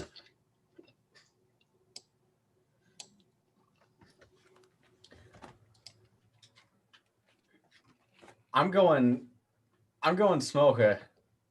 He's quick as fuck. And if he can, with how Smoka would like just goes in for takedowns, he pieces somebody together, lets him take a step back, uses his speed, and just goes in for a takedown. If he can get Quinones down to the ground, which is a decent size if, because Quinones has a good defense on takedowns. He is really good at snuffing shit out. If he can sit there, but if Smoka can sit there and take Quinones to the ground, I don't think Quinones would be able to get back up. If he takes him down like last half of a round, that entire last half, Smoke is dominating. I agree. I think this is going to be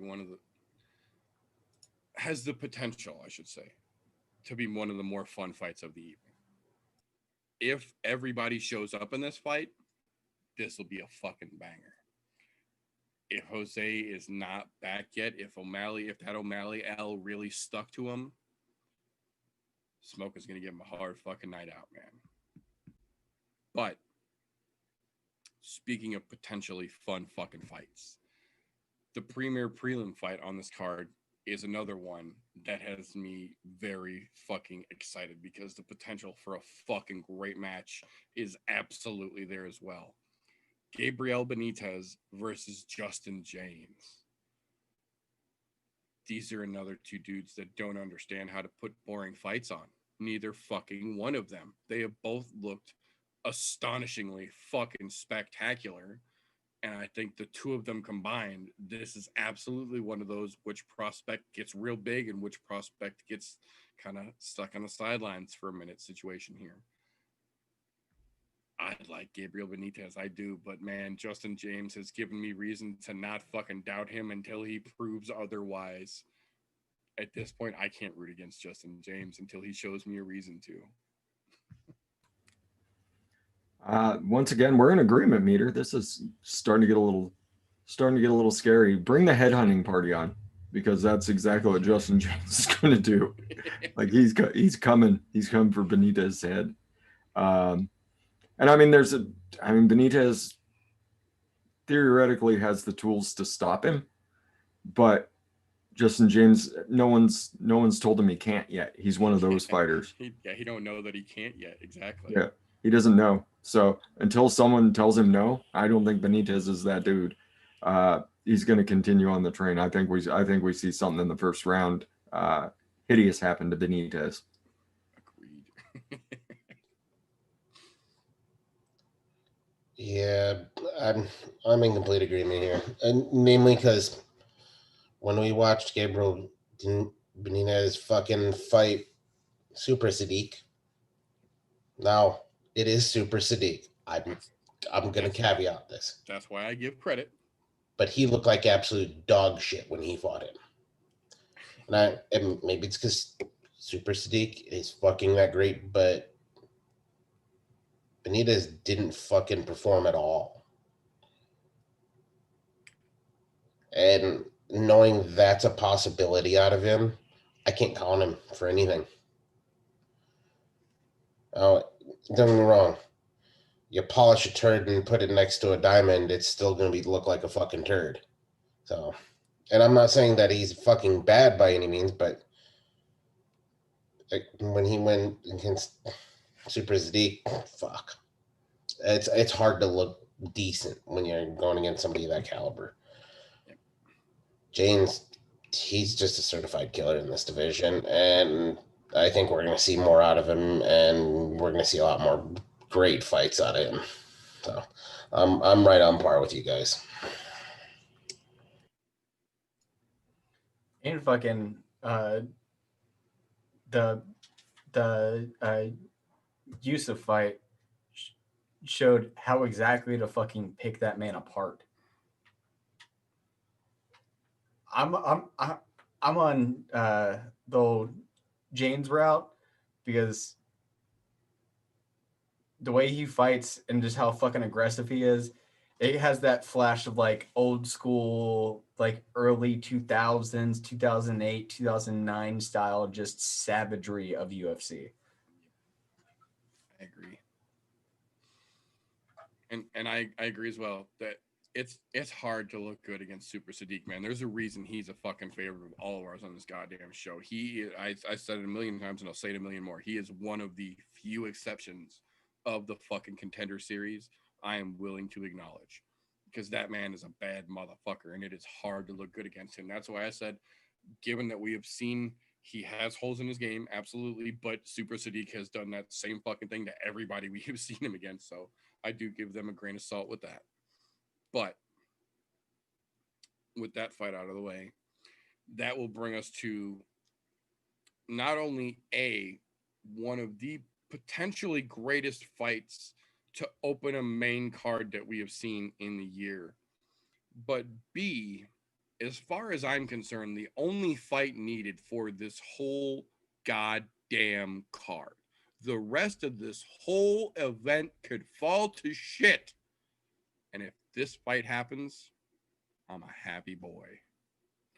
Nate fucking Landwehr. The Nate train is back. And not only is Nate Landwehr back, he is stepping in against Movsar Evliov, a man who also comes from the same Russian fighting organization that Nate Landwehr has spent the last few years wrecking his fucking way through.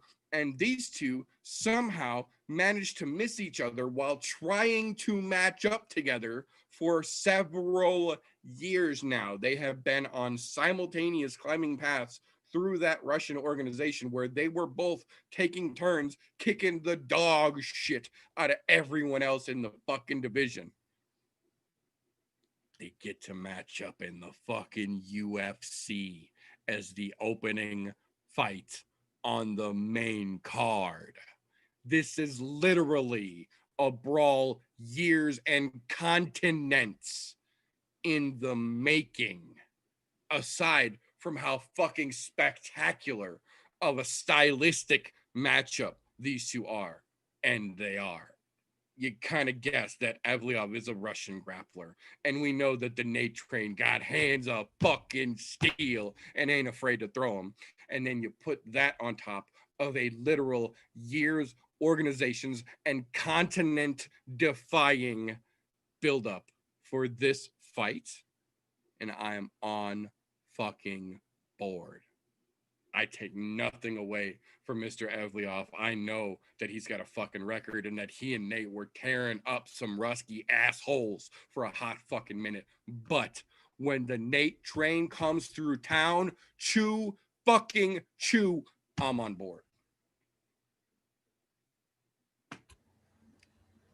My boy Nate Landwehr back at it finally.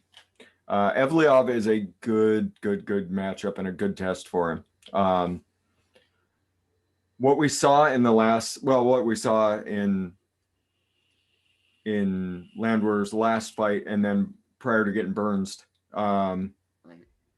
is that when he fights a wrestler, which he fought a lot of over in Russia, it generally takes him about a round to figure out where the guy's going to shoot from.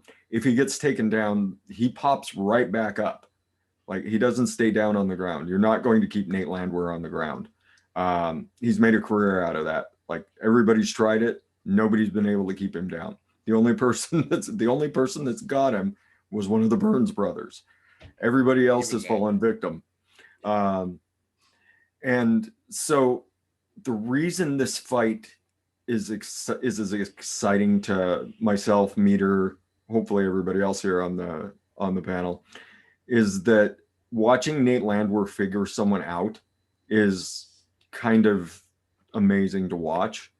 Like I went back and I was like, after watching that last fight of his when he created a bloodbath in the ring and was just laughing about it in the middle of the fight and screaming at Dana White the entire time. Like watching him figure it out, watching him figure the dude out. Like the dude got a good shot on him early. He popped right back up and he was not able to do it again the entire match. And he wormed the fuck out over the course of the entire fight. Like the dude would take a shot, he'd pop him down, he'd stuff him, hold him there for a minute, make him work to get back up, and then go back to laying fists. What's up? I figured it out. Why we love him so fucking much. It's like those YouTube videos where they're having octopus go through multi-level tests. Where they have to take a key out of a jar to put through a lock that's keeping a set of bars in front of them that they have to open and then slide through a hole that's this fucking big, but their body's this big to get down a pipeline that's going to lead them up a fucking trapeze wire they have to swing across and climb a fucking tight wire over to get to a fucking shrimp on the other side. And that's what it's like watching Nate Landwehr figure guys out. It's like watching that system unfold one piece at a fucking time. Yep. The second you try something on him, like he's like, he's just like, okay, gotcha. Cool. Yeah. Oh, you're going to do that? Cool. Okay. Yeah. And so, and let's take nothing away from Ivoliv. I mean, he's a hell of a grappler. He's got good stand-up. But the fun in this fight for me is going to be watching to see if Nate can figure him out. And I think that's the reason I enjoy watching, exactly like Meter was saying. I enjoy watching Nate Landwehr figure people out, because it's rare you see a fighter that can diagnose something like that in the middle of a fight and just adapt to it. Like everything that everybody's done to him so far, except for getting kneed in the face, he's adapted to. So, I mean, we know where the weak spot is. We know where the weak spot is on Nate Landwehr. It's knees to the face by one of the Burns brothers. So unless Ivoliv is able to smuggle a Burns brother into the ring in his shorts somehow, break him out to knee him in the face, I think Nate Landwehr will take this. I think it'll probably be another decision. I don't know that Nate's got the power to knock Ivoliv out. Ivoliv's got a hell of a chin. So this is my fight of the night, fight of the weekend. I don't know. It's just going to be an incredibly entertaining fight. And I think we'll chalk one up for somebody. I think Dana will see. I think Dana has seen something. I think he'll see it again this weekend. And I think it's tough to keep the Nate train in the station. I think it's shoot you motherfuckers. We're moving on to the next one.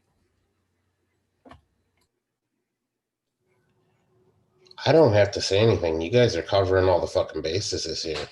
I mean, that's literally, it's damn near verbatim what I was thinking. So, yeah, we're just going to let this one run because the train has left the fucking station. It's already ran this motherfucker over. I can totally agree with that. It's gonna be a fun ass fucking fight, though. I honestly think that it's gonna turn around into some sort of knockout. Well, from Landwehr,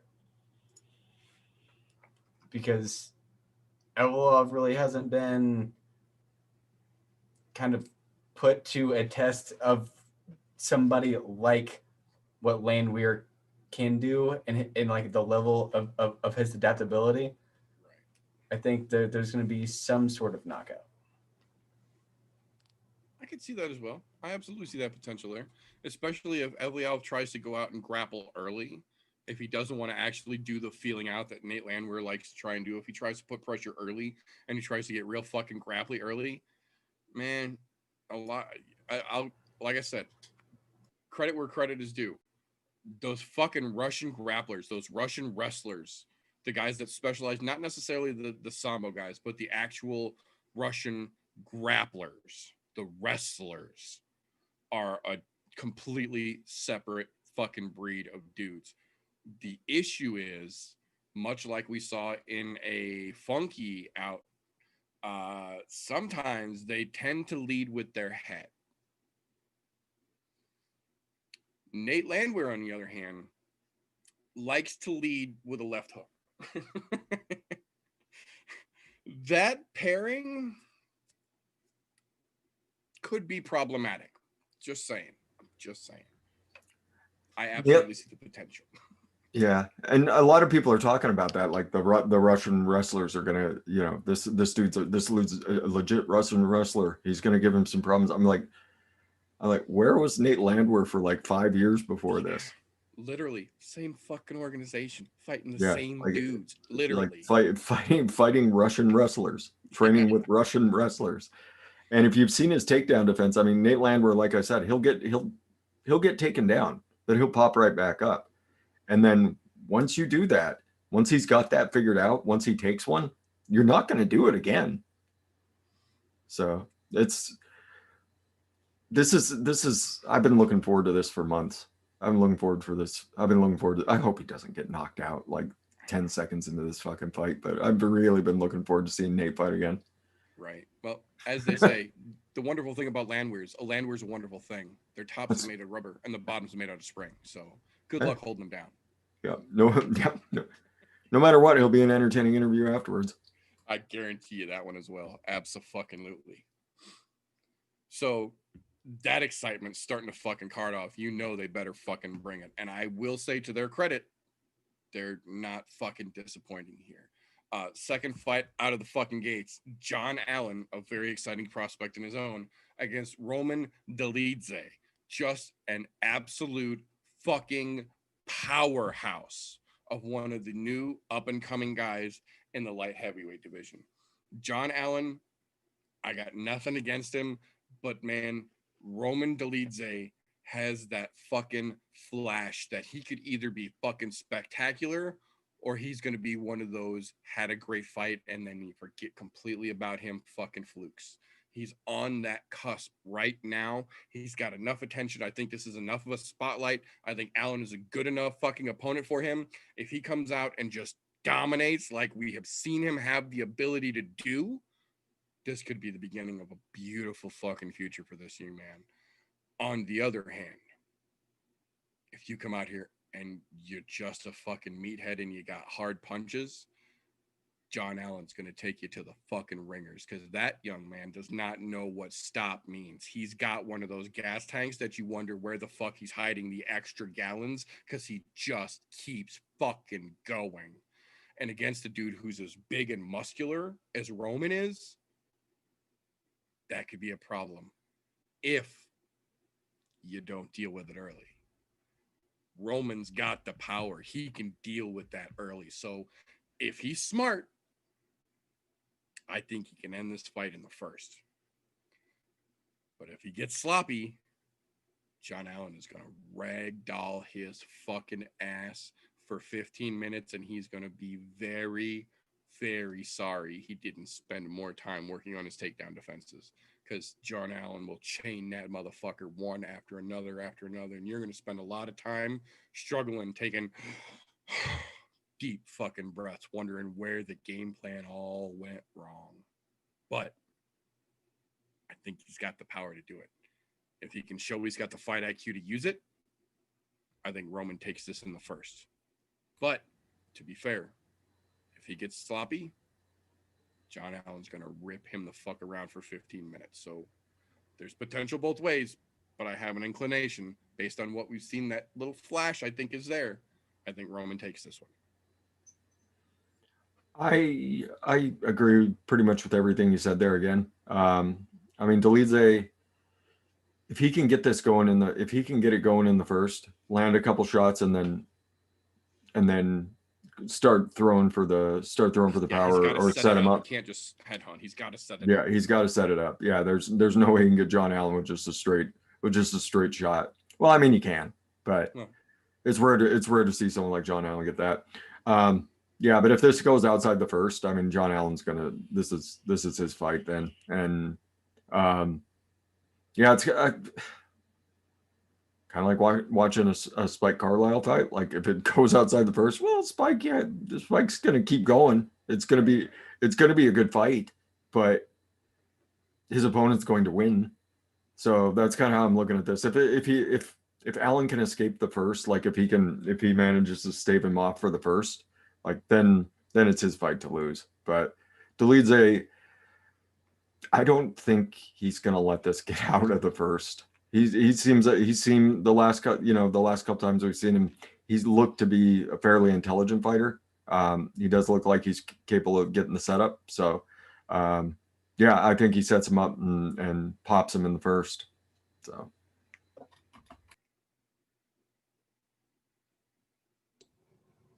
I don't think this fight gets out of the first round.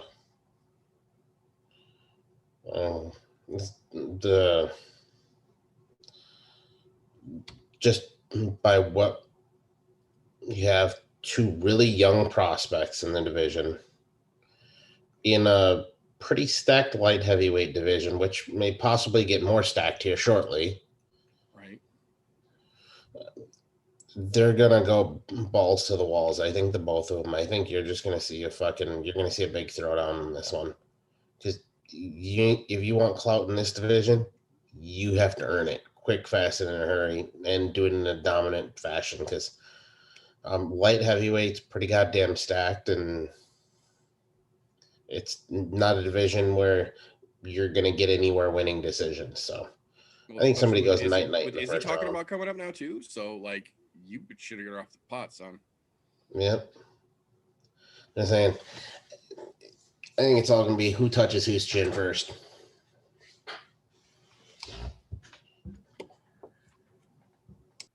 So I'm playing the heel on this. This is the very first time I've ever had the opportunity to play the heel.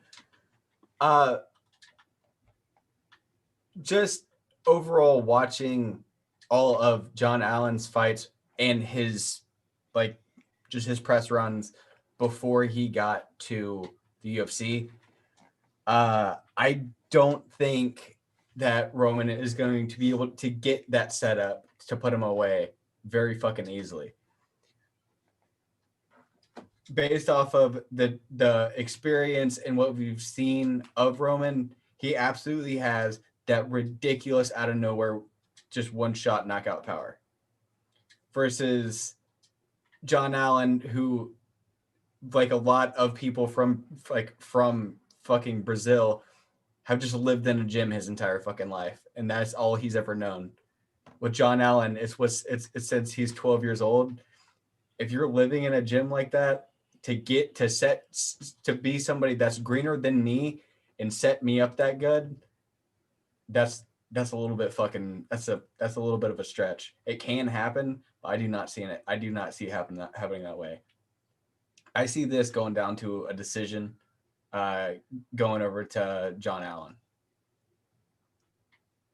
because I don't think John Allen has that power to put Roman away. Because Roman has a pretty good fucking chin. Yes, he does. Yes, he fucking does. I don't think Allen has that power to put him away. I think it's going down to a decision. W to Allen. Interesting. That's what I said. Credit where credit's due, man. I absolutely am willing to acknowledge that there is absolutely that possibility. If Roman comes out and gasses like a fucking meathead, Allen's gonna fucking work him. I absolutely will give him that fucking credit there. But I think Roman is gonna fucking take his head off, man. The only thing I don't like about John Allen, is whenever I look at him, what the fuck is going on with your tattoos? He's got a lion on his leg, a fucking Spartan on his side, and be like water. Yeah, he does. It doesn't. There's no cohesion to his tattoos. I completely agree. It's. I know exactly what that is. When they ask, "What does this mean?" Oh, I had a spare $300 laying around. Right, and I was bored one afternoon. Yeah, no shit. Be like water. I watched Enter the Dragon one day, and I just wanted it. Yep, saw that Bruce Lee interview, and it touched me. Kids these days. But that will bring us to our People's Co-Main event of the evening. Another one that I am legitimately very fucking excited to see play out here. Taila Santos versus Montana De La Rosa. Tyla Santos came out and was absolutely beyond fucking impressive the last time we saw her. Montana De La Rosa is kind of on the opposite side of that. The last time we saw her, she actually looked a little rougher than she had the last few times we've seen her, but it looked like she's been working at it. She looked a little better in her defense, but she still had a lot to be desired on the feet, which seems to be a problem in that marriage. Neither one of them seem to be able to understand how to stop a fucking left jab with anything but their face. That being said, Montana, in my opinion, is the better of the two De La Rosas. And even though I will say Tyla has good striking, her wrestling defense and her groundwork in this situation is absolutely going to be her key to keeping from getting her ass whipped. She has to be able to keep this fight on the feet, and if she can't, she has to be able to get up immediately when Montana puts her down, because Montana is going to put her down. That is going to be the game plan here. She is not going to want to stand with a taller, longer striker. She's going to want to get this shit to the ground where it's her world, where the BJJ comes into effect, and she can control the pace. She can control how the action unfolds. But Tyla's long. She's almost like a female fucking Turner here. She's almost a fucking lady tarantula, if you will. She's got the long limbs, and she makes good use of those fucking elbows. So it's not like Montana can just take her to the ground and do what she wants. She still has to be very wary when she gets there, but Montana has the BJJ pedigree and the fight IQ to know how to get her way in and get this to the ground. I don't think this is going to be an easy fight. I think stylistically, Santos is going to give her problems. But I think Montana is smart enough, and I think she's well-rounded enough. And if she's still been working like it seems like she has been, she should be all around good enough to be able to impose her game plan here, get this fight to the ground, and choke this girl the fuck out. If she's been working on things, because we have seen some holes in Montana's game. We saw the same thing with her husband, though, and we saw that he clearly did not work on the holes in his game, which is why we're not talking about a winning first couple in the UFC right now. But Montana has given us reason to believe she does work on her problems. So if history has held true and she's been working on what we saw she needed to work on, I think this is going to be a great match, but I think Montana is going to choke her the fuck out before we see the end of the third. I'm going to go completely opposite of this. Montana De La Rosa has lost 2 of her last 3 fights and looked like dog piss in 2 of her last 3. Talia Santos, she's 2 fights into her UFC career. First one, lose. Most people that go anywhere in the UFC generally lose their first one unless they were already a well-known fighter from, say, the Pride days. Those all transferred over well. Because we're in a new generation and Pride and shit like that doesn't really exist to this level, you're of course going to lose your fight. Yeah, your first one. Bright lights, new arena. Then she comes out and absolutely destroys Molly McCann. Just destroys her. I'm telling you. Montana De La Rosa, she's on the fucking out. That 15 that's by her name is gone. Like, just erase the shit now. It's over. I think Santos gets it done. And to be honest, she might even fucking finish her. I'm agreeing with TJ. I flip my hat around to go golf tee on this one. I think Tyla Santos is going to be something in this division. Just her length alone makes a lot of trouble. If De La Rosa gets anything going at all, she will push her against the fence and stomp toes and knee her and throw those inside elbows and little punches to the side to get herself a decision finish on this one. I don't think Montana De La Rosa can get her game plan going. I think she's up against someone who's way too strong, way too athletic for her.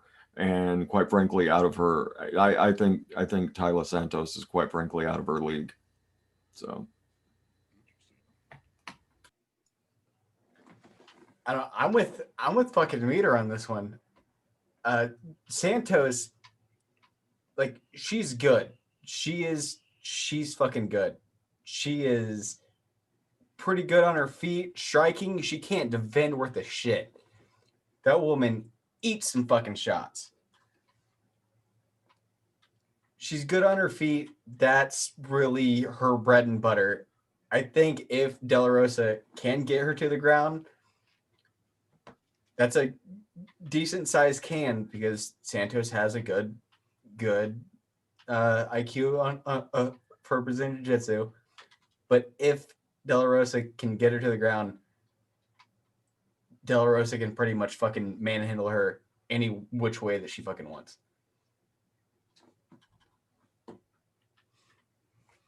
I agree.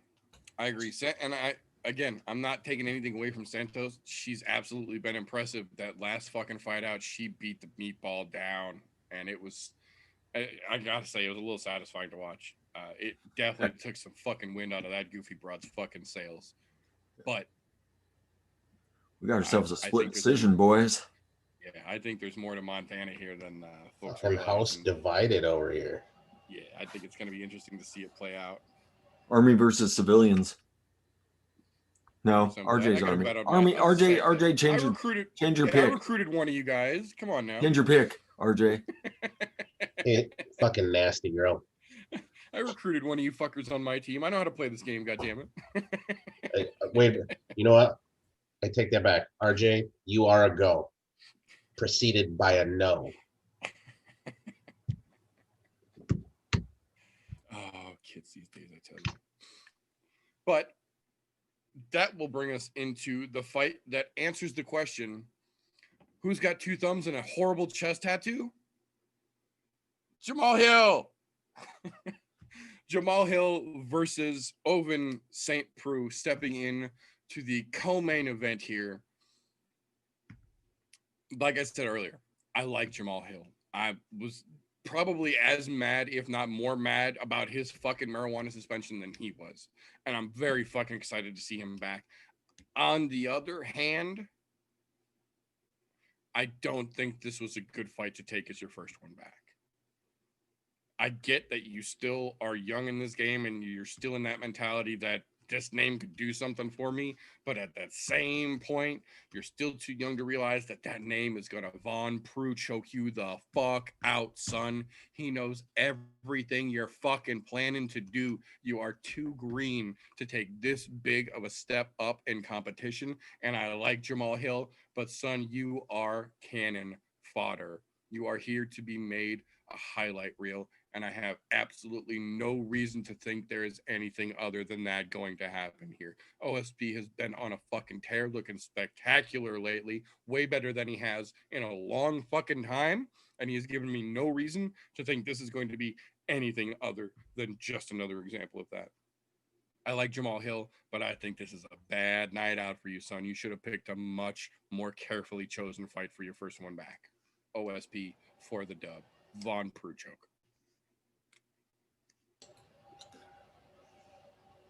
I only have one thing to say. Why are we even talking about this? We know who's going to win. That's it.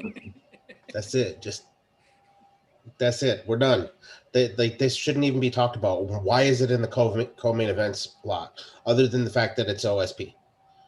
That's exactly why. For this card, value, baby. For this card, you could have moved Landwehr to fucking co-main event. And I would have been happier with that than I am with this. And not because I don't like OSP, because I do, but because Jamal Hill isn't fucking co-main event material yet. He's still fucking green. But yeah, literally. Yeah, but literally and figuratively. You got it. I mean, Jamal Hill's got a shot at one shot in OSP, but if you look at the majority of people that have made names in this division, there's a name that has given them all a loss, and it's generally OSP. It's like a rite of passage taking a loss to OSP. So go ahead, get your loss to OSP out of the way early, and then refocus. Aim your sights a little bit more where you probably need to at this point, and then work your way on up. I really like Jamal Hill. I like him as a fighter. I agree though. This is not the dude you want to come back to. OSP will give you he'll give you nightmares in that ring because and it's not that he's the best. He's just really different than anybody else in the division. And yeah, you're probably taking a submission loss on this one. So my only question is, like, Jamal Hill has potential because he's had 2 really good showings. How in the fuck did you get the opportunity to third fight in the fucking like promotion to be OSP? How the fuck did you pull that off? Coming off a suspension at that. That's my only question. Like, Jamal Hill, he has potential. Has potential, no fucking doubt. He has potential of getting a chest tat cover up as well in his near future. But my guy, you are 2 fights into the to the big leagues, and you're going against a fucking murderer of OSP. I don't think you make it out of the first. They asked for someone to kill a new guy, and everyone knows that OSP will always be a volunteer. Call one guy. Hey, you want to fight Jamal Hill next week? No. Hey, OSP, call him. He'll take it. He's done it before. That's kind of his MO. So that being said, that is going to bring us into the half-heated TV dinner that is our sad main event of this weekend. To be fair, this event originally had a great headline scheduled. Jack Hermansson versus Darren Till would have been a fucking great fight. Unfortunately, the MMA gods did not see fit to grant us that fight, and they stripped us of the Till. We kept the Hermansson, though. So Dana, in his temporary and extremely short-sighted wisdom, decided that he was going to throw us a bone and bring back the short-notice kid, Kevin Holland, stepping in to save the day against Jack Hermansson. But like he said himself in an interview yesterday, Kevin Holland was not taking the Backstreet Boys seriously. Fucked around and got himself a ticket.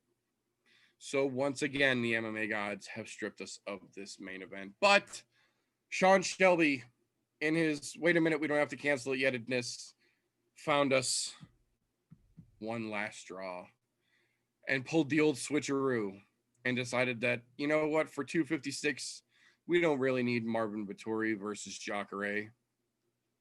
We can bring Marvin Vettori here to disappoint us a week early. And while we're doing that, we'll send Kevin Holland in because Jacare's already had his ticket to the reunion. So why the fuck not? If we're going to get crazy, let's just fucking get crazy. And here we are, boys and girls, staring down the barrel of a blunderbuss full of cat shit. There's nothing good coming out of this. Nothing good is coming out of this. The only potential for anything salvageably entertaining from this matchup is if Hermansson just goes out, grabs Vettori, and RKOs him. Out of nowhere.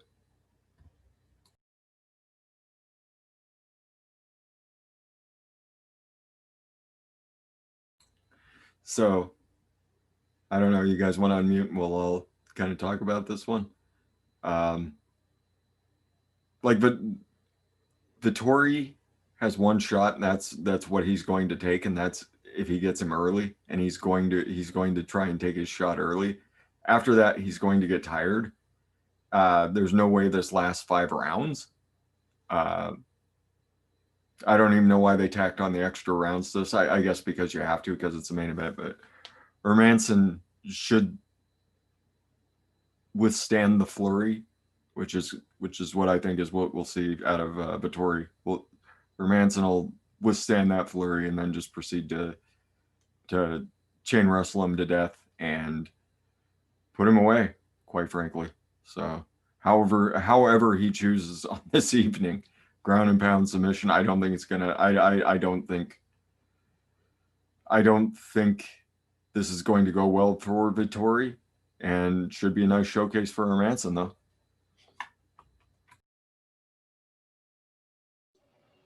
Yeah, and fuck, Vettori's fucked on this anyways from the get-go. And not because he had a chance, but because he was training for a 3-round fight. He's gonna go 5. So he has to go for broke in the first 2 rounds. Which is what he does. Yeah, he's a fucking straightforward, try to fucking take your head off. He got fucking lucky in his last fight out and ended up subbing in the first fucking round. So he didn't have to go for fucking broke because, well, somebody decided to look like shit on their comeback tour. I mean, Hermansson's a far better fighter than Vettori.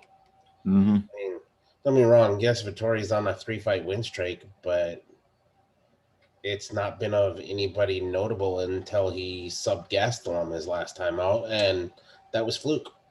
Yep, it's complete fluke. I mean, Hermansson's just on a different fucking level. Hermansson takes this. I don't think we see it get out of the second round. Yeah, like I said, he'll duck that flurry or withstand it, and then it's his choice how this ends. Yep. Yeah, like Vettori's decent at best.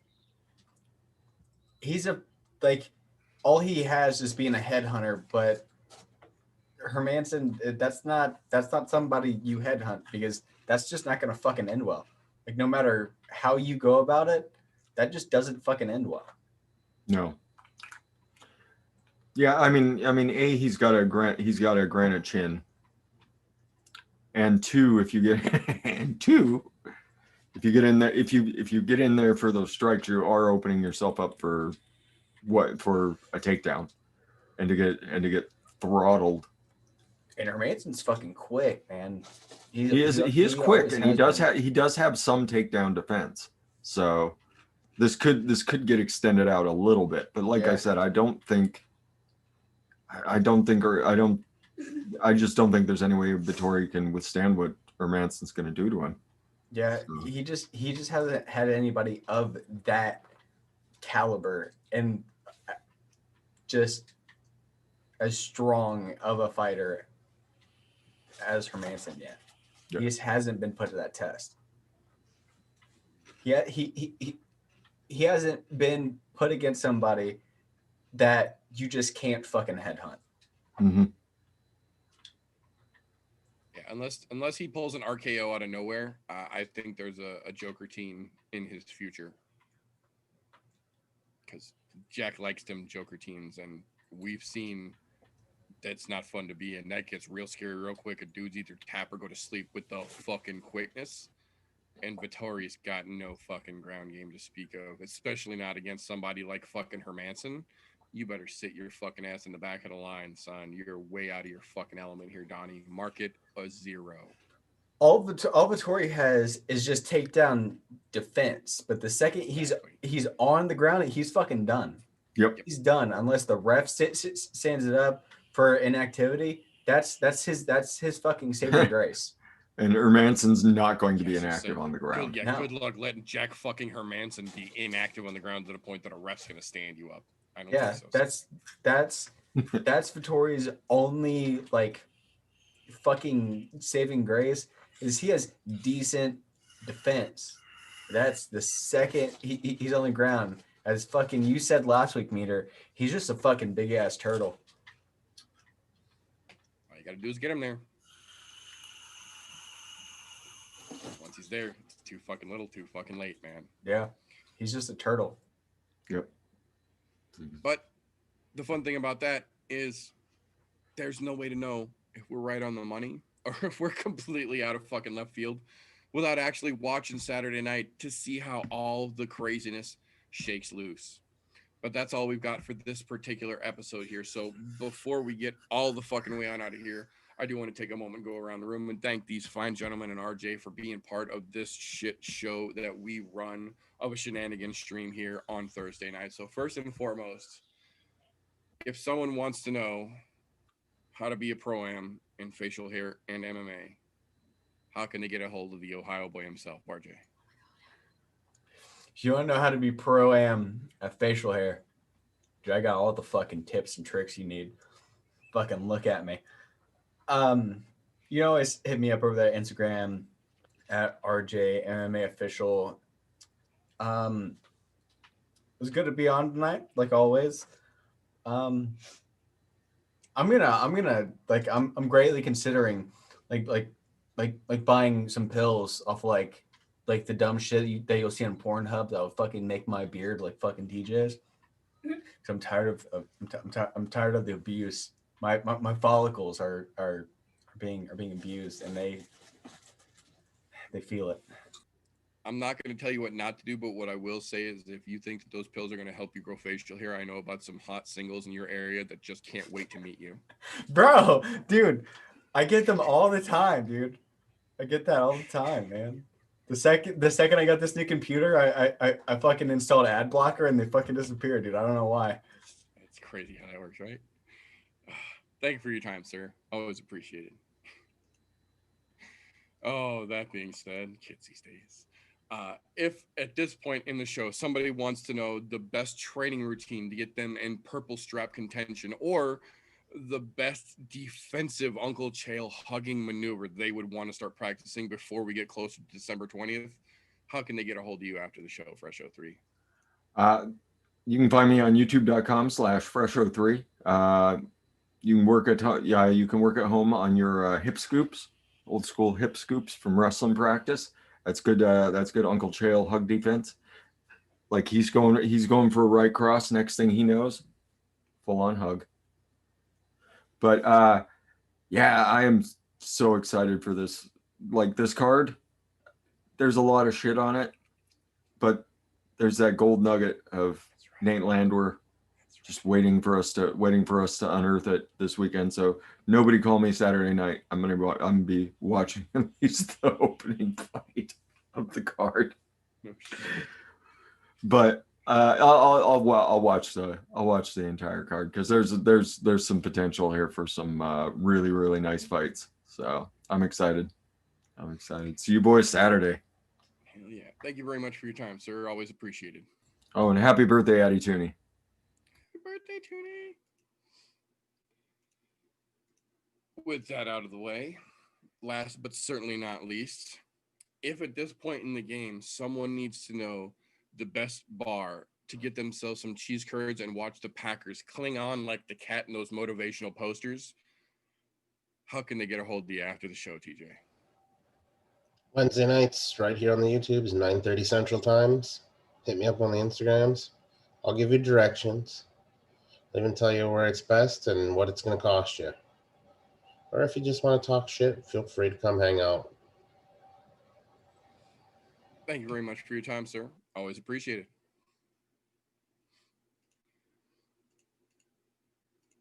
That being said, that is going to be all that we have for this particular episode here. So thank you everyone for tuning in, whether you are in the chat live, I see you motherfuckers, or you are catching this on a replay. I appreciate you just the same. If you appreciate what we do around here, give us a thumbs up. If you crave the knowledge this crazy fucking show provides, subscribe and hit that little notification bell. That way you don't miss any of the shows, because sometimes they're crazy time. If you thrive on the insanity that this fucking show provides you, and we do, share an episode. We're trying to grow this goddamn thing. Any episode, doesn't matter. We're trying to grow it. The other side of that coin, if we're just three loudmouths with beards and RJ talking out our ass without knowing what we're actually saying, go ahead and give us a thumbs down, because we earned it and we won't dispute it. But that being said, that is all we've got for this particular episode. So until next time, don't let ignorance stop you. You can root for anything, unless you don't understand what conceding actually means.